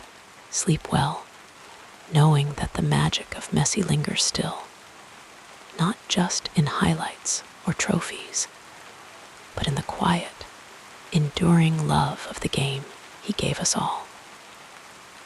The gentle cadence of our story continues, flowing like a peaceful stream through the next chapter. Imagine a quiet evening in a small town where the last light of the sun lingers on an empty pitch. The grass is still damp from an afternoon rain, and the faintest imprint of cleats remains in the mud, slowly fading. Somewhere nearby, a child kicks a ball against a wall, mimicking a dribble they've seen 1,000 times. The quick feet, the sudden burst of speed, the way the ball seems glued to their hero's feet. That hero, of course, is Lionel Messi. His legacy is not just in the records he broke or the trophies he lifted, though there were so many. It's in the way he made football feel like something more than a game. He played as if the ball were an extension of himself, as if the field were his canvas, and every touch, every run, every goal was a brushstroke in a masterpiece. And now, years after his prime, that artistry still echoes. Coaches teach young players to watch his old clips, not just to learn technique, but to understand creativity, to see how a player can move with both precision and imagination across the world, in dusty streets and manicured academies. Children dream of being like Messi, not just because he was the best, but because he made the impossible look effortless. In Argentina, where he is more than a footballer, but a symbol of hope, kids wear his old number on their backs, not just as tribute, but as a quiet promise to themselves that greatness is possible, no matter where you come from.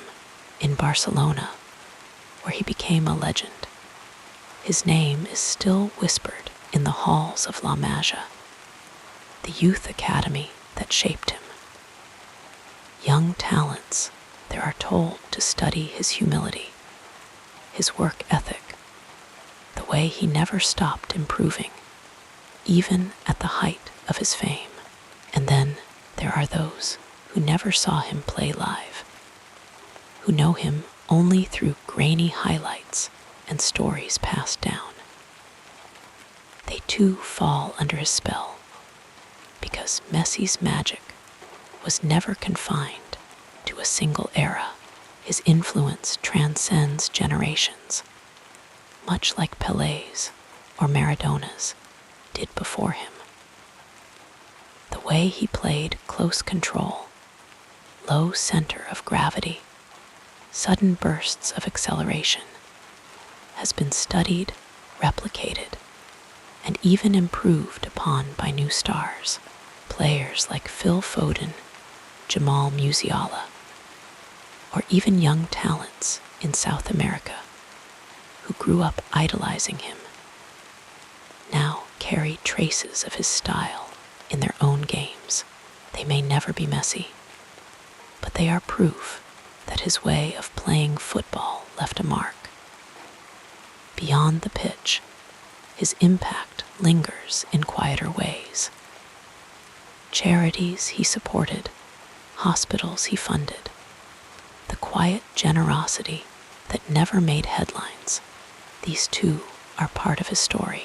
In Rosario, the city where he was born, murals of his face watch over street corners, a reminder that even the greatest can come from the most humble beginnings.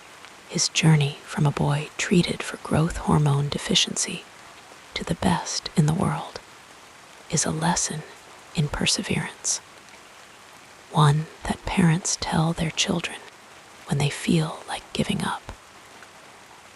And football itself has changed because of him. Tactics evolved to try and stop him, defenses reshaped to contain him, and when they failed, as they so often did, the game had to adapt. Coaches now train players to press differently, to mark more carefully, to anticipate the kind of genius Messi brought to the field. Even now, analysts still break down his old matches, searching for secrets in his movement, his decision-making, the way he saw passes no one else could. But perhaps the most beautiful part of his legacy is how it lives on in the quiet moments, the way a child practicing alone in a park will suddenly dart forward, pretending to weave through defenders the way Messi did. The way a fan, years from now, will stumble upon an old clip of him and feel that same wonder all over again. The way his name is spoken not just with respect, but with a kind of reverence, as if he were something more than a footballer, as if he were proof of what the game could be at its very best. So as you drift off tonight, think of those echoes, the faint sound of a ball being kicked against a wall, the rustle of a jersey with his name on it, the slow fade of cheers from a stadium that once roared for him. Time moves on, yes, but some things remain. The way he played, the joy he brought, the dreams he inspired, they don't disappear. They settle into the fabric of the sport, into the hearts of those who love it. And there they stay, quiet but unshakable, like the memory of a perfect goal on a warm summer evening. Sleep well, knowing that somewhere a child is still dreaming of being like Messi. And in that dream, his magic lives on. Wrapped in the comfort of these words, we'll drift together into the next part of this soothing biography. Lionel Messi's story has been told so many times in so many ways that it has taken on the soft edges of a legend. Like all legends, certain details have been polished smooth with retelling, while others have faded into the background.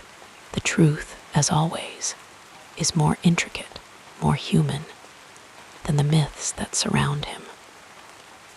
One of the most persistent myths is that Messi was always destined for greatness, as if his talent was a force of nature, inevitable as the tide, but the reality was far more fragile. His growth hormone deficiency could have ended his career before it even began. The treatments were expensive, his family struggled, and for a time, it seemed the world might never see what he could do. There was no guarantee, no divine promise that he would become the player he did. It was a combination of luck, relentless work, and the kindness of those who believed in him that carried him forward. The myth of inevitability erases the quiet desperation of those early years, the nights when his future hung by a thread. Then there is the idea that Messi's genius was purely instinctive, that he played as naturally as breathing. It's true that his movements often seemed effortless, as if the ball were an extension of his body. But what is forgotten is the obsessiveness behind that grace. As a boy, he would practice the same dribble for hours, repeating it until his muscles memorized every shift in weight, every tiny adjustment. His vision on the pitch wasn't just magic. It was the result of thousands of hours studying the game, learning to read spaces before they even opened. The myth of pure instinct makes his brilliance seem like a gift, when in truth it was also a kind of devotion. Another common simplification is the rivalry with Cristiano Ronaldo. Over time, their competition has been framed as a battle of opposites. Messi, the quiet artist, Ronaldo, the relentless machine. But this duality smooths over the nuances of both men. Messi, for all his humility, had a fierce competitive streak. There were moments when he played with an almost cold precision, dismantling defenses not with flair, but with surgical efficiency.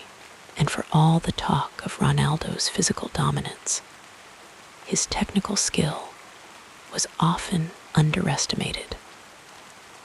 The rivalry was never as black and white as the stories suggest. It was two extraordinary players pushing each other to heights neither might have reached alone.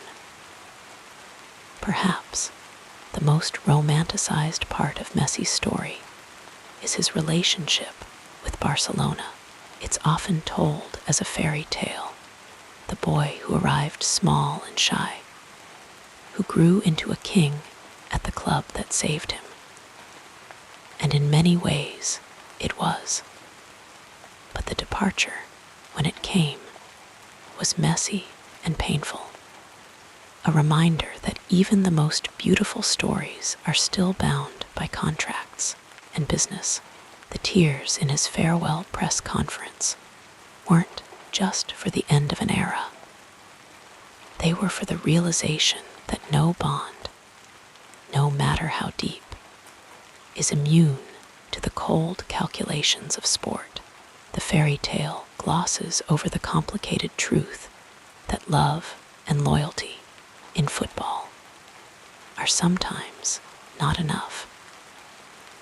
Even his World Cup triumph with Argentina, so often framed as the perfect ending to his career, carries layers that are easily missed. For years, the narrative was that Messi couldn't win with his national team, that he lacked the heart or the leadership to carry Argentina. The victory in 2022 silenced those doubts, but it didn't erase the years of near misses and heartbreak. The truth is, he had always been extraordinary for Argentina. The Copa America in 2021 was proof enough of that. But football loves simple stories, and for a long time, the story was that he couldn't do it. The World Cup didn't change who he was. It just changed how people chose to see him. And then there is the idea of Messi as a solitary genius, a figure who transcended the teams he played for. This overlooks how deeply he relied on those around him. At Barcelona, his connection with Xavi and Iniesta was telepathic, their understanding so deep that they seemed to share a single mind. At Paris Saint-Germain, even when the fit wasn't perfect, he adapted, learning to play with new teammates, new rhythms. Even his greatest moments, the solo runs, the impossible goals, were often set up by the movement of others, the spaces they created for him. Football is a collective game, and no player, not even Messi, exists in a vacuum. The myths, in the end, are comforting. They give us a version of Messi that is easy to hold in our minds. The small boy who became a giant. The artist who played the game as no one else could. But the real story is richer, quieter, full of doubts and struggles and ordinary human complexities. It's a story not just of talent, but of perseverance. Not just of magic, but of work. Not just of triumph, but of loss. And perhaps that's the most beautiful thing of all, that even the greatest player of his generation was, in the end, just a man. A man who loved the game, who gave himself to it completely, and who, despite all the myths, never stopped being real. So as you drift toward sleep, let go of the simplifications, the easy stories. Think instead of the quiet hours of practice, the missed chances, the moments when even he doubted. Think of the friendships on the pitch, the teammates who made his brilliance possible. Think of the man behind the legend, flawed and human, and all the more remarkable for it. And as your breathing slows, imagine the sound of a ball being struck cleanly, the rustle of the net as it finds its way home. Somewhere, in some park, a child is still trying to bend it like Messi. Somewhere the game goes on, and so does the truth of his story, not as a myth, but as something even better. A life lived, a dream pursued, a gift shared. Sleep well, knowing that the real story is still there, waiting to be remembered, and in that remembering, his magic lives on.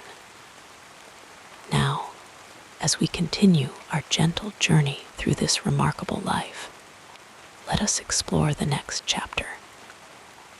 As we come to the end of Lionel Messi's story, let us not rush to sum it up in a few words, for a life like his cannot be contained in mere statistics or trophies.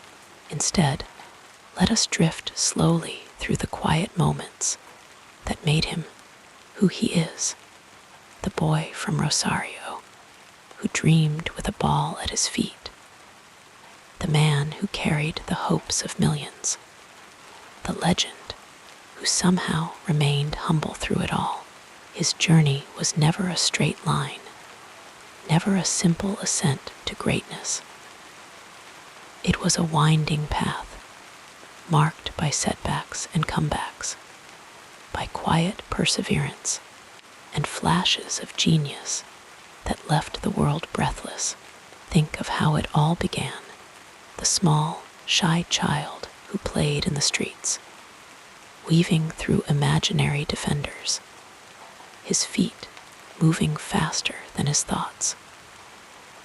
Even then, there was something extraordinary about him, something that drew people to watch in quiet awe. His growth hormone deficiency could have ended his dreams before they truly began, but his family's love and his own stubborn determination carried him forward. The move to Barcelona at just 13 was a leap into the unknown. A boy leaving home to chase something he could barely articulate, and yet there, in the hallowed halls of La Masia, his talent found its home. For over 2 decades, Messi graced the game with a kind of magic that felt almost too pure for words. The way he moved low to the ground, balanced, as if the ball were an extension of his body. The way he saw passes others couldn't, threading the needle between defenders with impossible precision. The way he scored, not with brute force, but with a quiet, deadly elegance, as if the goal had been waiting for him all along. His greatness was never loud or boastful. It was in the details, the subtle shifts of weight, the flick of his left foot that could change a game in an instant. And yet, what makes his story so enduring is not just the brilliance, but the humanity beneath it, the moments when he stumbled, the missed penalties, the losses that weighed heavy on his shoulders, the times he walked off the pitch with tears in his eyes. The critics who said he could never win a major trophy with Argentina, the doubt that even he must have felt in his quietest hours. But then came the redemption, the Copa America in 2021, the World Cup in 2022, when at last he stood on the highest stage, crowned not just as a legend, but as a man who had given everything to his country. The image of him wrapped in the flag, smiling through tears, is one that will never fade. His legacy is not just in the records, the most goals, the most assists, the most golden balls, but in the way he made people feel. For Argentines, he was the fulfillment of a long-held dream, the heir to Maradona's magic. For Barcelona fans, he was the soul of their club, the embodiment of their philosophy. For football lovers everywhere, he was proof that artistry still had a place in the modern game, that beauty could coexist with relentless competition. And for the children who watched him, he was inspiration, proof that even the smallest among us could rise to the greatest heights. Now, as his playing days begin to wind down, his influence only grows.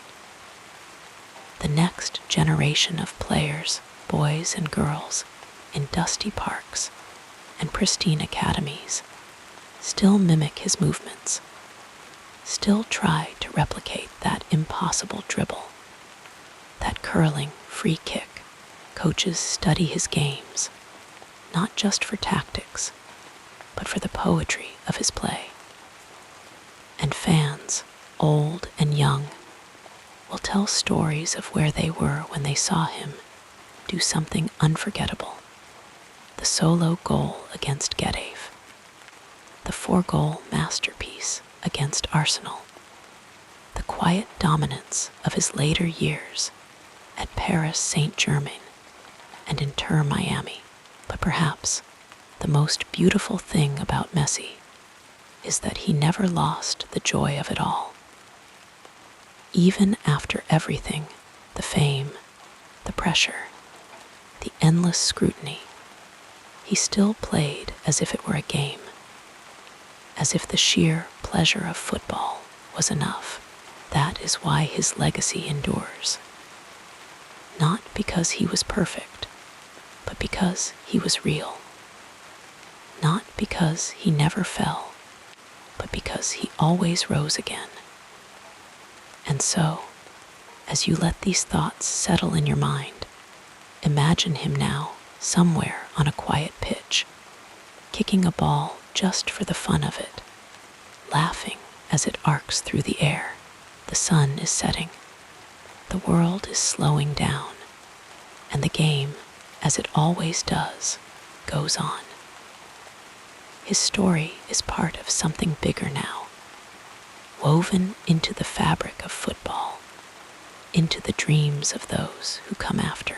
Close your eyes and picture it, the gentle rustle of the net, the soft thud of a ball against grass, the distant cheers of a crowd that will never forget. Let your breathing match the rhythm of the game, slow and steady, carrying you toward sleep. Rest now, knowing that greatness is not just in the trophies or the headlines, but in the quiet moments, the unseen sacrifices, the love of something pure. Messi's story is one of those rare gifts, a reminder that magic is real, that dreams can come true, and that even legends are, at heart, just people who never stopped believing. Sleep well, and may your dreams be as boundless as his talent was. The night is gentle, the world is quiet, and somewhere always, the ball is still rolling.